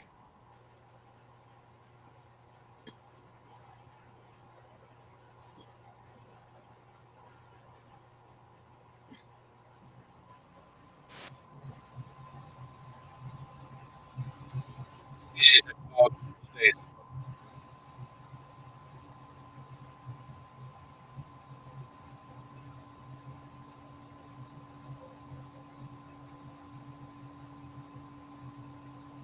It's Belgorod.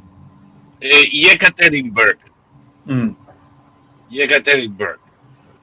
The same day that the Ukrainians destroyed a refinery in Belgorod, they destroyed this,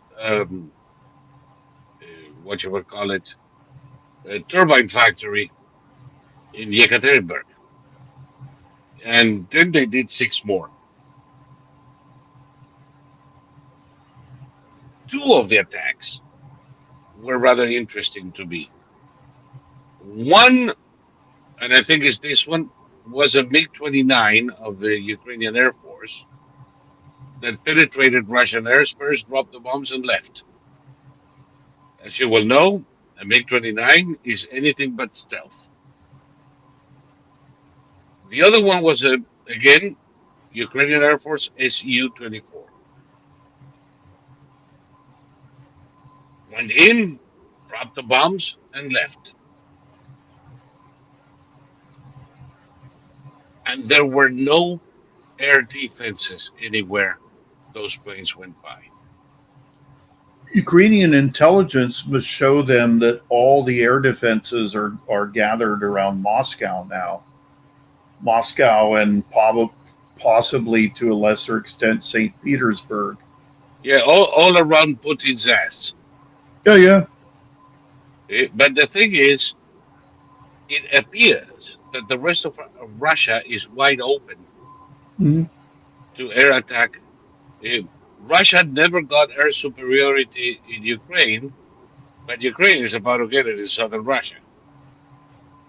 Well, I learned of something today that I'd never heard of. It's called Dutch disease. I think it was in the early 90s. The Dutch discovered this massive new gas field, and a massive number of new jobs opened up in the natural gas field. And the pay was extraordinary. So, because all the other businesses couldn't match that pay, everybody started leaving different businesses and going into the gas business. And all these people gathered in one area needed restaurants and groceries and everything. And so even more people started leaving the other industries and going into the service industry surrounding where all the gas workers, the new gas workers were. And the entire economy started to collapse because everybody was in the gas industry and the service industry and nothing else. And these entire industries were failing. So the Dutch were able to correct it through different policies. But currently, Russia they had the same thing, the Dutch disease, and it was around the arms industry. And the arms industry was being artificially propped up by the government, and the government forcing banks to give arms makers loans. So the highest paying jobs were in the arms industry, and everyone went into the arms industry, and then they went into the service industry to serve lunch and groceries to all of that to the arms workers, and all the other businesses started collapsing. But now the arms industry is collapsing, and so many of the other industries have shut down. that the arms workers who are being let go and the service industry workers who are being let go don't have any more. They have no jobs to go back to. Yep. And so this is hastening the collapse of the economy. And then there's a corollary to the Dutch disease that happened. The Russians finally started paying out death benefits for their soldiers. They hadn't planned on it, but the war's been going on. But with 1.3 million casualties, they have a shit ton of widows and orphans in Russia who need to get paid, or it's gonna get ugly. Exactly. And the majority of these people are from like these backwoods villages. Mm-hmm. They've never had money in their lives. So now they have these giant wads of money and they're going crazy. They're buying fur coats and cars. Yeah, by the way, giant for them, not for you or me. Yeah. And they're not farming anymore. And the one thing they really want to do is eat at restaurants. So the service industry is building up and more farm workers are going into the service industry. There's no food being grown anymore because all the former farmers are spending money on restaurants and others are building restaurants. So, of course, once the death benefits run out, the farmers have to go back, and it's a disaster because they now have everybody's going to have to try and go back and start the farms up again after the farms have been sitting fallow for a couple of years. Yep. So, well, they're not going to get there. They're going to get before they get there. The central bank is penniless. The banks are broke. As you noticed, they were forced to lend to defense industries that are not repaying. They're all technically broke.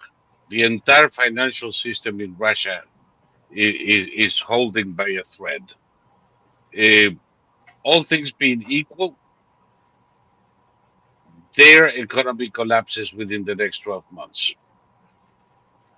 There's very little they can do to stop it now. The US needs only turn the screw a quarter turn. They say stop the use of Waziristan and Tajikistan. Well, Tajikistan is already done, and Uzbekistan as stopovers for bypassing Russian sanctions, and they're gone. Trump is cutting his hands a key that can close down the Russian economy altogether in a matter of a couple of weeks. Meanwhile, the Ukrainians are not doing so fucking shabby. With their new missiles and their newfound ability to penetrate Russian defenses at will, I think that for the first time in 4 years, they have the advantage. They never did. They've been on their heels from the day of the invasion, but for the first time, I think they have the initiative. Well, they're taking back land from the Russians, and at some point they're going to cause a breakthrough on the ground, and then hundreds of thousands of troops are going to pour through the breakthrough, and then that's when they start pushing the Russians out of Ukraine, and then another 100,000 simultaneously goes to Crimea, and they retake Crimea, and the war is over. God, I don't think they even need to do that because, you know, the Russians won a hand-to-hand combat on the trenches, which they think they can win. And I don't think they can win, but they might be able to stop the onslaught. What the Ukrainians are doing is far more intelligent. They are depriving those forces of food, weapons, and munitions, and fuel. So they're going to freeze their ass without bullets, without food, and it's only a matter of time before the Russian soldiers get up and leave of their own volition. Well, don't forget. Okay. Because all of this, they're not only depriving the frontline soldiers of fuel, there's a shortage of fuel all across Russia now.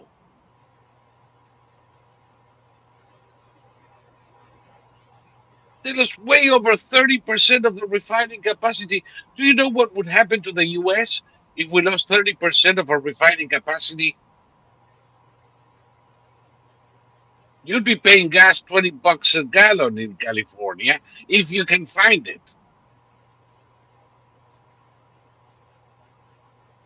It is incredible what's going on.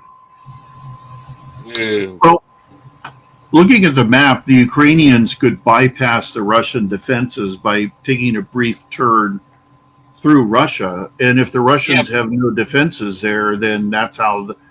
If the Russians or the Ukrainians could bypass the trench lines and find themselves in the heart of Russian-occupied territory, and the only troops in the Russian-occupied territories after the front line are those ethnic Russian militias that have all been press ganged into service. And the ethnic Russians, for the most part, want to be part of Ukraine again. They're sick of living under the Russians. They're sick of being raped. They're sick of being robbed. Right. You know what the cure to wanting to be Russian is? Live under the Russian control. Live under the Russian control. That never fails to cure people of that delusion. Well, look at all those American dipshits who went to Russia because Russia is the country of family values and all that. As soon as they land, the American men are gathered up and sent to the front after they've been promised that it wouldn't happen. Good, fuck them. Yeah. I'm actually vicariously enjoying this. Apparently, they're only issued uniforms and they have to buy their own helmets, rifles, and equipment. So, since their money was all stolen from them by their commanders, they're writing their wives saying, I don't have any equipment and I'm leaving for the front. And it's like, well, then you can go out there bareheaded and die, you idiot. And actually, the commanders extort money from them not to send them to the front. So as long as the wife can send money to the poor fucks, they get to live another day. But you know what? Anybody at this day and age, who thinks that Russia offers a more conservative, family-oriented society,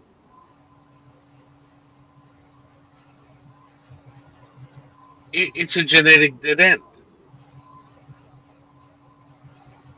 They're so stupid. They deserve whatever it is that happens to them in Russia. I'm so unconcerned. It's like, I wish half of Hollywood would move to Havana. And then, within a couple of years, they would be dead or hungry. Good. It would serve them right. Well, give them what they want. Yeah, and I don't want them to come back and tell us how terrible it is. I want them to enjoy it till the day they croak. You wanted this? Take it. It's all yours. Oh, in Gaza, it's a genocide. We need to save the Gazans. Good. Remember the Lincoln Brigade? Mm-hmm. Do a Gazan Lincoln Brigade. Send all of these fuckers. Actually, allow them to buy weapons and take them with them. So they can go and defend Gazans in the front lines against the hated Jews. Yep. They'll immediately be disarmed and thrown into the hostage pit. That's what'll happen. Good. And the Israelis will say, don't they? We don't want them. Not mine. How about that? That's why I thought the Israeli should have let Greta land in Gaza with her Yeah, yeah, flotilla.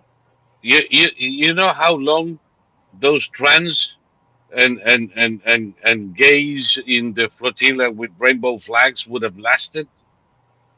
Well, they'd be thrown. There's no buildings standing in Gaza anymore. No, So, no. They wouldn't have made it out of the beach. yeah. Eh? How about those people who accuse Trump of waging war against Venezuela and Colombia, killing the innocent in the Caribbean? How about they go to Venezuela and volunteer for the Bolivarian brigades? Mm-hmm. Wouldn't that be nice? I'm calling on all the leftist cretins in this country to put their balls where their mouth is, because They do that every night. as God is my witness, with those leftist women, I will not be doing that. But just go over there, pick up a gun. You want revolution? Do the revolution. Stop talking about it.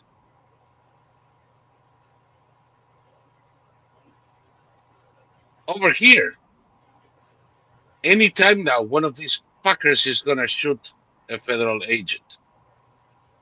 In Portland, in Chicago.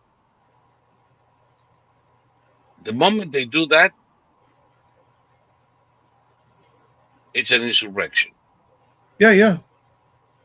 If they think all of these niceties going around, did you see the judge that said that? Well, no, yeah, the president has the right to send the troops, but the conditions are not met, and this is not a rebellion or an insurrection, and there is no danger to the federal agents. And What? that's not the role of the judge, is it? No, of course not. Once she found that the order is within the law, her job ended. Mm. She's not the national security advisor. She's not the secretary of state. She's not the chief of staff in the White House. Her opinion is not only not germane, but not a part of her job. When she does that, she is usurping the authorities that the Constitution grants to the commander-in-chief. And she's not the commander-in-chief. Her opinion on these matters is totally irrelevant. And her decision is going to be reversed in toto. Mm-hmm.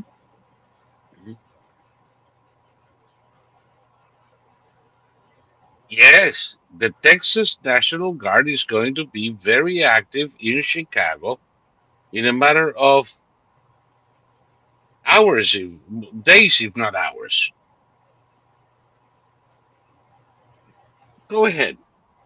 Shoot one of them fuckers and see what happens. Well, knowing Greg Abbott, they're going to be out there with loaded rifles. Yes. Maybe not all of them, but there will be some with loaded rifles. And whoever, okay, remember the ones in Texas who opened fire on ICE agents and shot somebody in the neck. I mean, it was a free-for-all. These are idiots. These are people with no training, and that's the thing. And they were all immediately arrested, like every single one of them in 2 batches.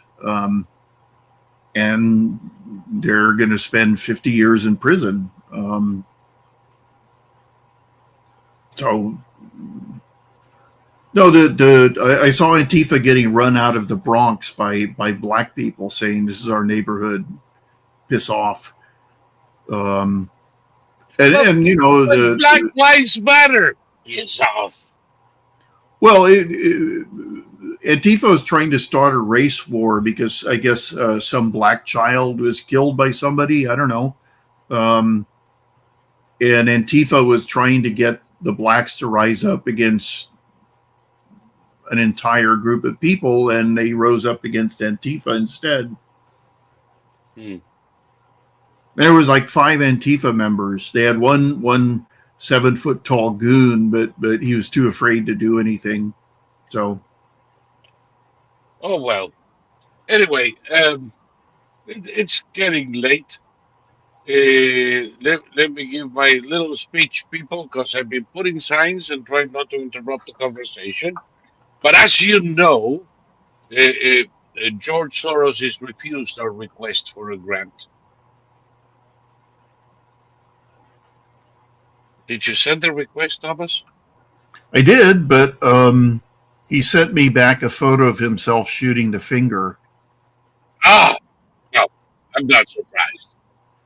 So we're not getting Soros money. We're not getting anybody's money for that matter, except yours. Contributions from our viewers is the only way we can keep this going.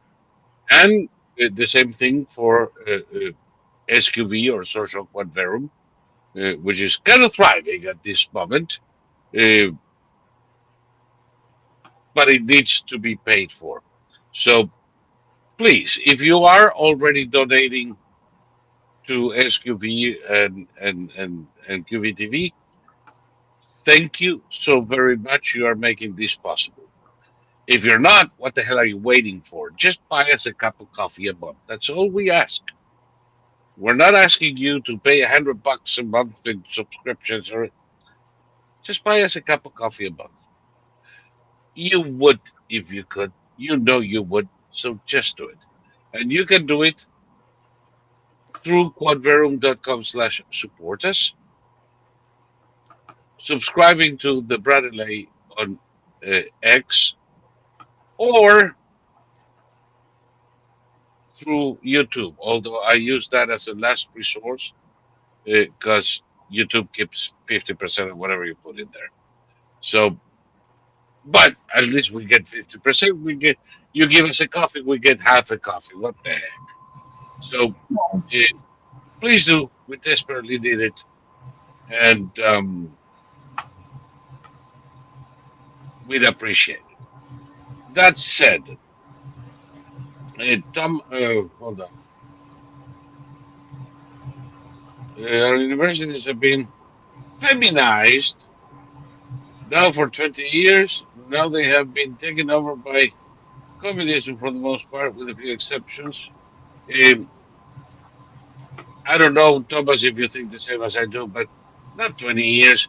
This shit started with Marcuse and Adorno and Fromm and all the socialist German fuckers that Roosevelt inserted into our universities in a sort of Gramscian takeover of third level education. And the result is that now we are into the 4th generation of fucking brainwashed imbeciles who don't know shit that's useful, that can give you lectures on social justice. Well, the father of modern American progressivism is Woodrow Wilson, who was president back in the teens. So Woodrow Wilson, if you look at the way Woodrow Wilson spoke and wrote, everything he said is still being said today by progressives. So yes, the ideas are a century old at minimum. Yep. And of course, Roosevelt was one of them. He was a undersecretary of the Navy for Wilson when he met Joseph Kennedy, and between the two of them, they fleeced the Navy out of millions. People think that the origin of the Kennedy fortune is a store. They should look into the shipyards of New Hampshire during World War I and find out a different story. War profiteer is what he was. And then when Roosevelt came to the White House, his friend and accomplice went as ambassador to England and became the first ambassador of the United States that England requested be removed because of his Nazi sympathies. Ain't that lovely? Well, Uh, under Wilson, the U.S. fought in World War I for only a matter of months. yes, and Under reluctant. Wilson, initially our troops had to use British and French helmets and British and French rifles.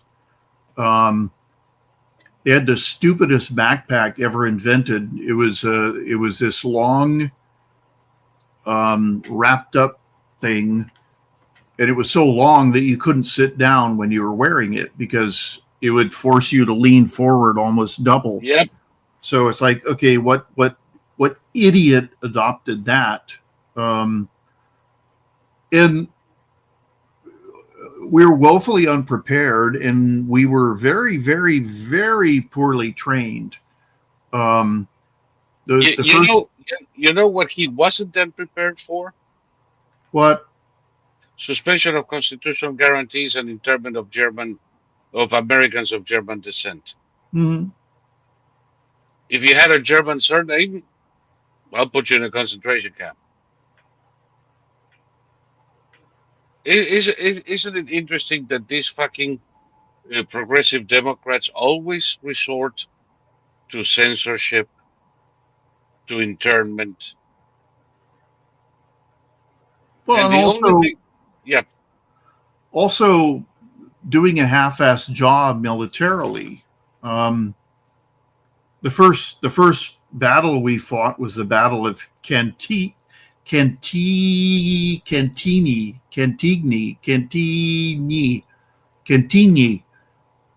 that was the first American-led battle. And the troops marched into the battle walking in a line, and their sergeants were yelling them, "You there, get back in line."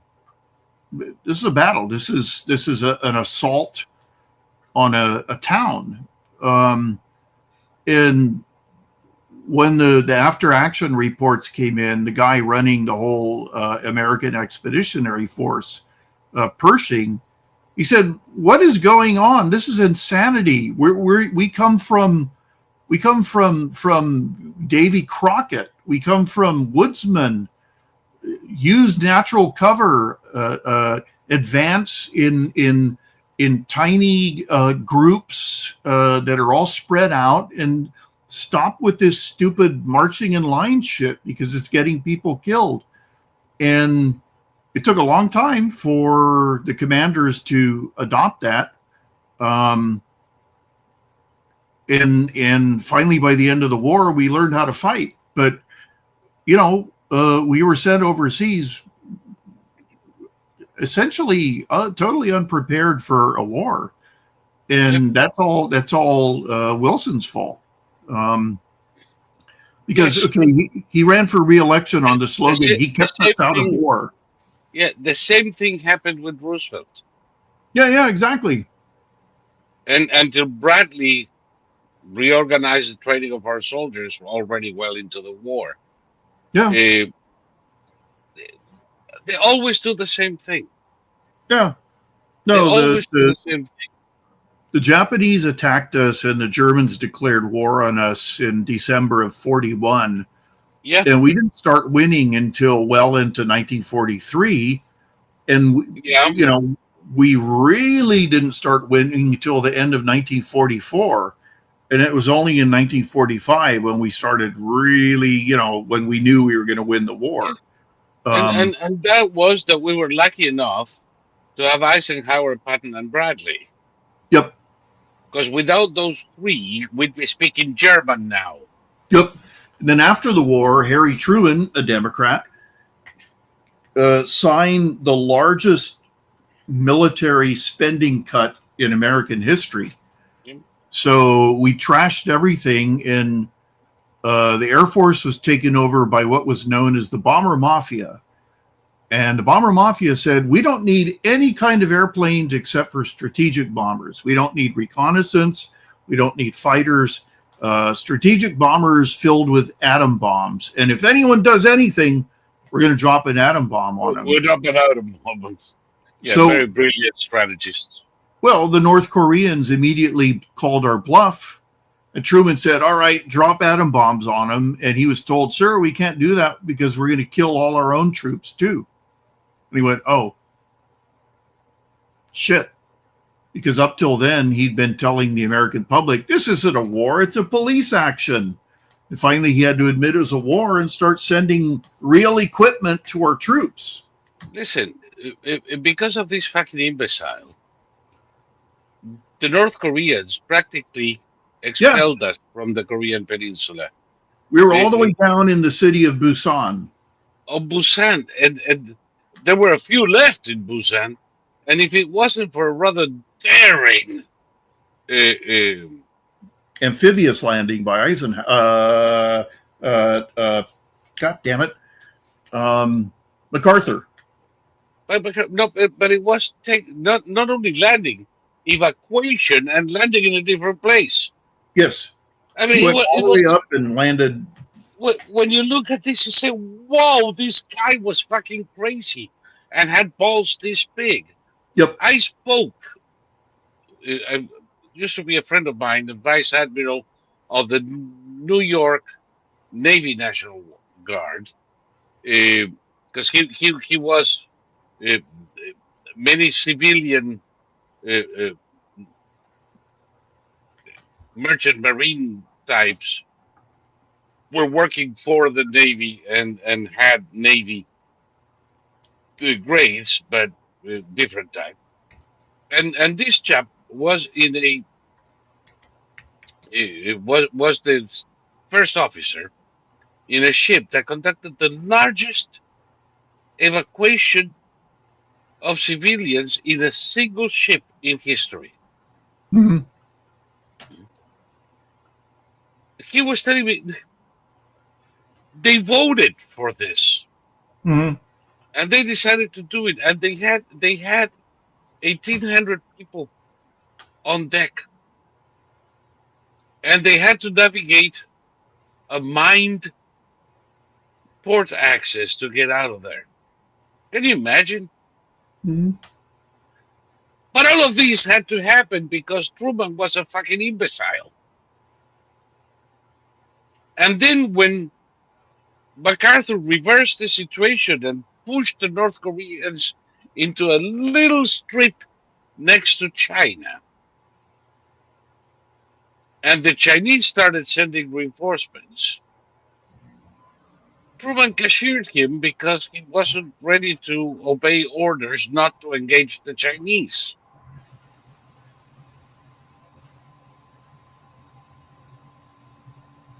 What kind of a commander-in-chief gets rid of his best and most successful general in a war the general is winning over political considerations? Well, also, okay, there was a massive denial of reality.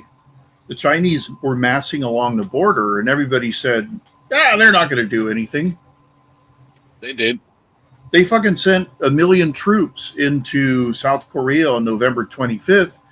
And again, they started pushing us almost out of Korea, but the Chinese fought in human waves. And okay, they would advance and they would be mowed down, and then their comrades would jump over their body to be mowed down. Eventually, they take the position after taking thousands of casualties, and you can't keep that up. You just no matter. Are those the guys who trained the Russians? Yeah, exactly. I mean, Yeah. and they played bugles because they thought their bugles would scare the UN troops.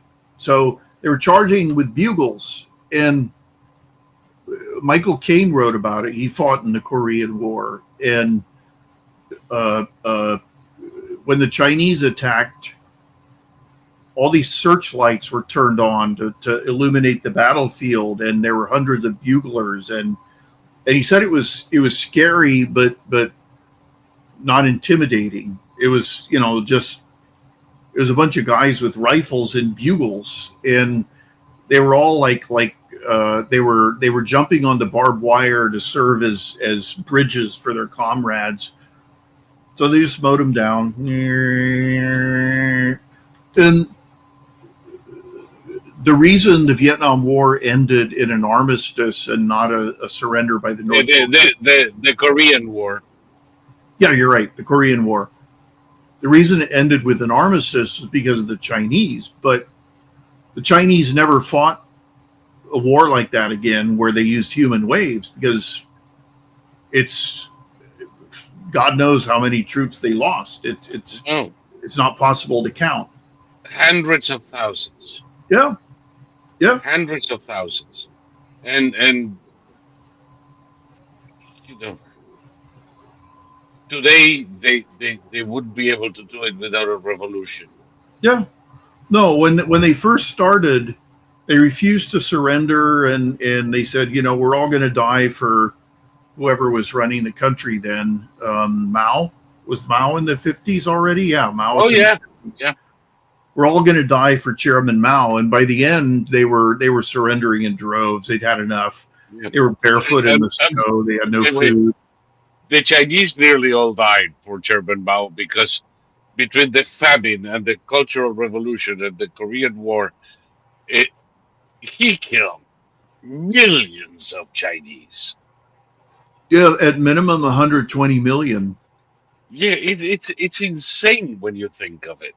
Yeah. But anyway, that is one day we're going to have to dedicate a program to China. Maybe soon. There are again persistent reports from China that Xi is not doing well, but I haven't been able to confirm any of it, so I'm taking it with a grain of kosher salt. Well, did you see him? Did you see him on the Chinese parade day where Putin was there and Xi was wearing his gray Mao suit? He was having trouble walking. He was having trouble speaking. His head was trembling. What I heard recently is that he had another stroke. Yeah.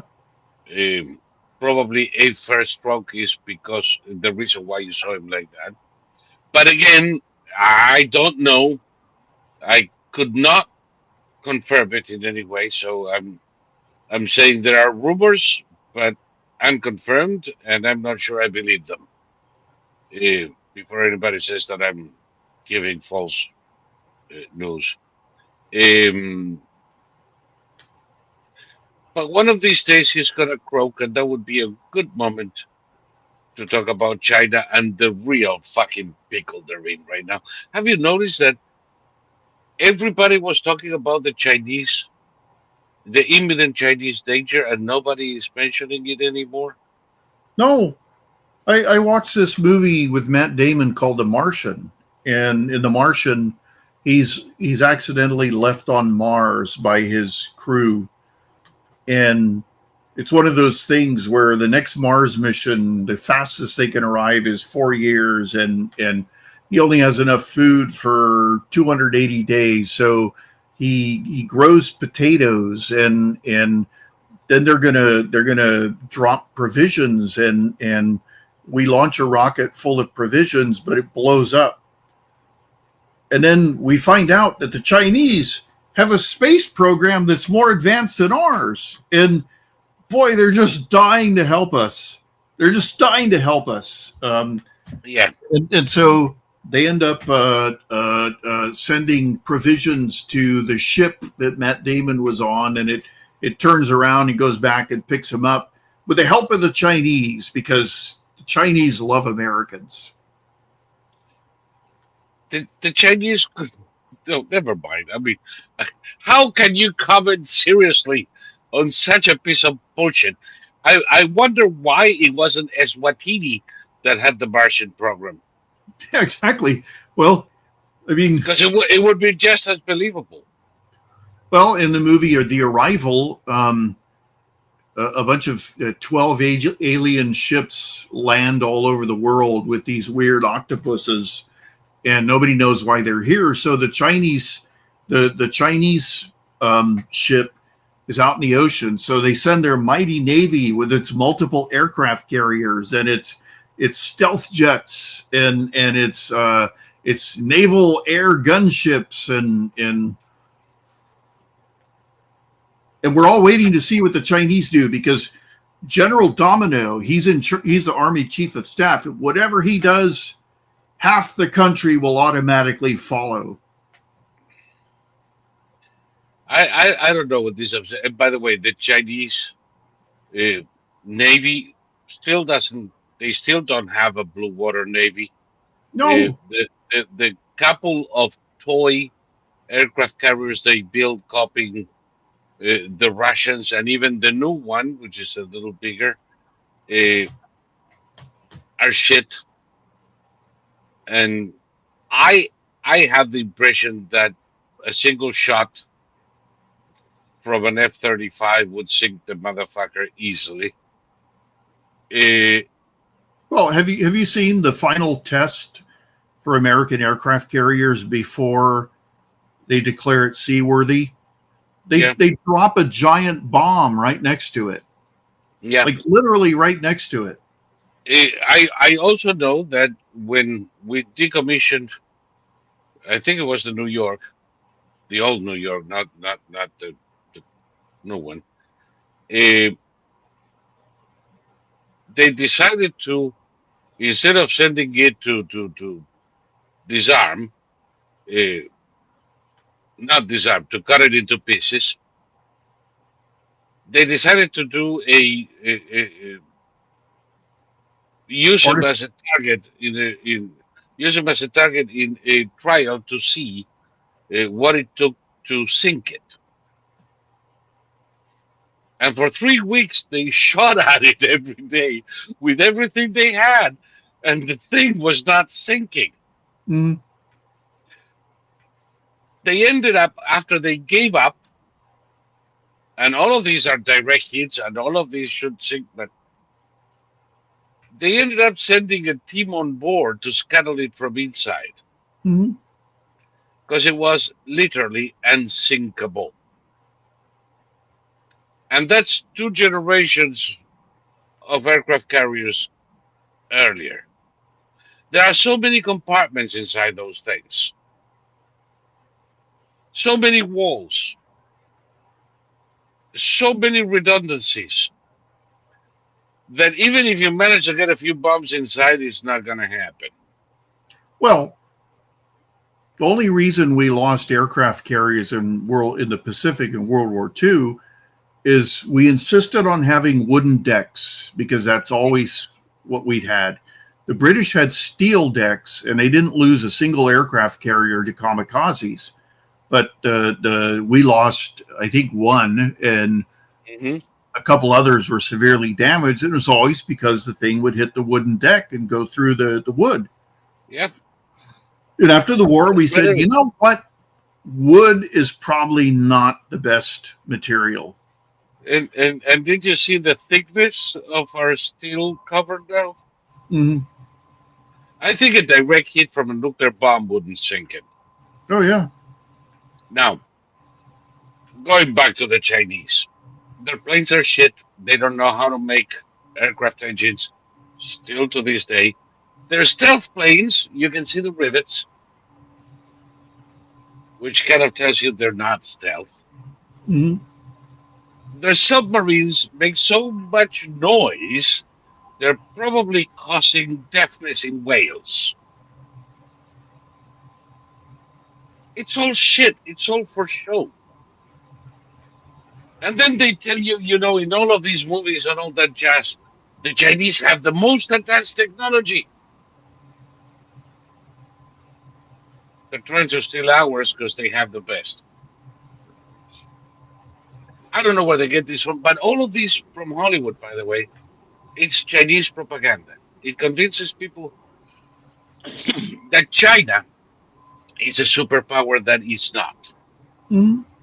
And it softens them up for the thought that you have to somehow deal with them. Well, it's a superpower, but it's benign and it loves humanity, and it's It's always willing to lend a helping hand to the United States, et cetera, et Yeah, cetera. you're sounding like Tim Walz now. And by the way, he did say that Yeah, he said uh, communism is just for neighborliness. years. Yes, it's neighborliness. It's just loving your neighbor, asshole. Uh, but the China thing now, Oracle bought TikTok. I'm all for it. Oracle is going to change the algorithms in TikTok, and I think that fortunately we're going to have some better stuff being pushed to the front of the kids that use this shit. But most importantly, all the data collected by TikTok is not going to go to the Chinese Communist Party to map out America. Mm-hmm. And yet there are people who lament that, oh my God, it's going into the hands of a Jew. Now it's going to promote Israel. It was better when China had it. I mean, That's what Anna Kasparian thinks. yeah, is it a brain-eating virus that causes this kind of madness? Well, I'll tell you what the latest TikTok prank is. The little teenagers.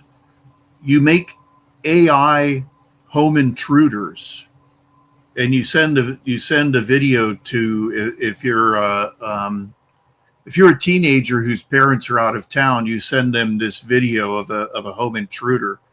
So all these panicked adults are calling the police to come break down the front door with guns blazing. That's all TikTok for you. Yeah. And the last thing I wanted to say, because it's time, Stargate is going to build a 25 billion AI facility in Patagonia. Mm-hmm. Holy shit. Holy fucking shit. That one I didn't see coming. Which probably means that the satellite base of China in Patagonia is entering the last stages of life. But anyway, so I think I'm done with just about everything, except I haven't said it today and not in a while. I'm Israel High, motherfuckers, and I hope this uh, peace treaty works for obvious reasons. And I think that Trump is making the greatest effort in 40 years to bring peace to the region, and I hope he succeeds. And even if this time it doesn't, he will in the next one. He's very close to getting this done. And if Hamas breaks the deal, eradicate the motherfuckers, and I hope there's not going to be anybody with a brain trying to save them anymore. And if some pro-China, anti-American, pro-terrorist band of grown-up teenagers decide to protest, arrest the fuck out of them, and don't give it a second thought. If they want to scream until they lose their vocal cords in a park, go ahead and do it. If they cross the streets or harass citizens, put them under key and forget about the fuckers. And that is it for me. Where is Patagonia, says Kelly. Patagonia is where the devil lost the will to fuck. It's the southern tip of South America.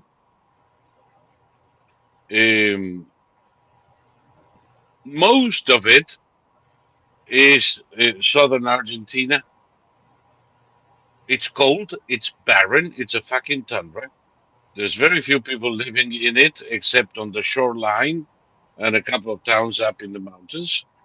There is a ginormous glacier in the middle of it, and not bad for tourism. Some places there, like Valdez or Trelew, where you can see either the 19th century Welsh village preserved there, or um, the largest collection of penguins and orcas that you'll ever see outside of Antarctica. Other than that, they can shove it, man, because the place is impossible to live in. But right there in the middle of the thing is where they're gonna make this, and to me, it's very interesting, that location. I never imagined that. It's like if you told me that they were going to make a 25 billion AI installation in the Northern Territories in Canada. It would surprise me just the same. I assume that there is a shit ton of hydroelectric power there. Shit ton. I actually worked when I became an electrical engineer. My first job had to do with a hydroelectric plant there that is humongous, and those resources abound in the area. And I imagine that an AI facility of the dimension Stargate is going to be. It's going to suck electricity like a death ray from the Martians. So What's the company again? Stargate. Stargate. Okay, If you Google Stargate Patagonia AI, something is going to pop up.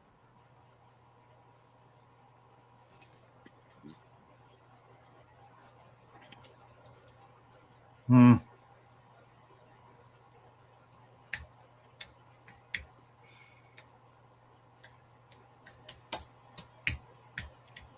Paul Serinde says maybe AI will melt the glacier. I doubt it very much. You have no idea how many times I heard in the past 40 years that that glacier was going to melt and go away. And sometimes it melts a little bit and then it grows twice the size it was before. Okay, this says OpenAI is doing it. OpenAI is the company, Stargate is the facility. Yeah, and it's funny because that's a science fiction. Stargate? Yeah, it's a science. There was a TV series with it too. Yeah, isn't it villainous? Not really. In Stargate, it was somebody discovers that going through this archetype, they go into another planet. Oh yeah, and then they escape and come back, and it's like a Okay. highway system built by ancient aliens. Yep. So it's definitely sci-fi and rather stupid, but Yeah. but it's.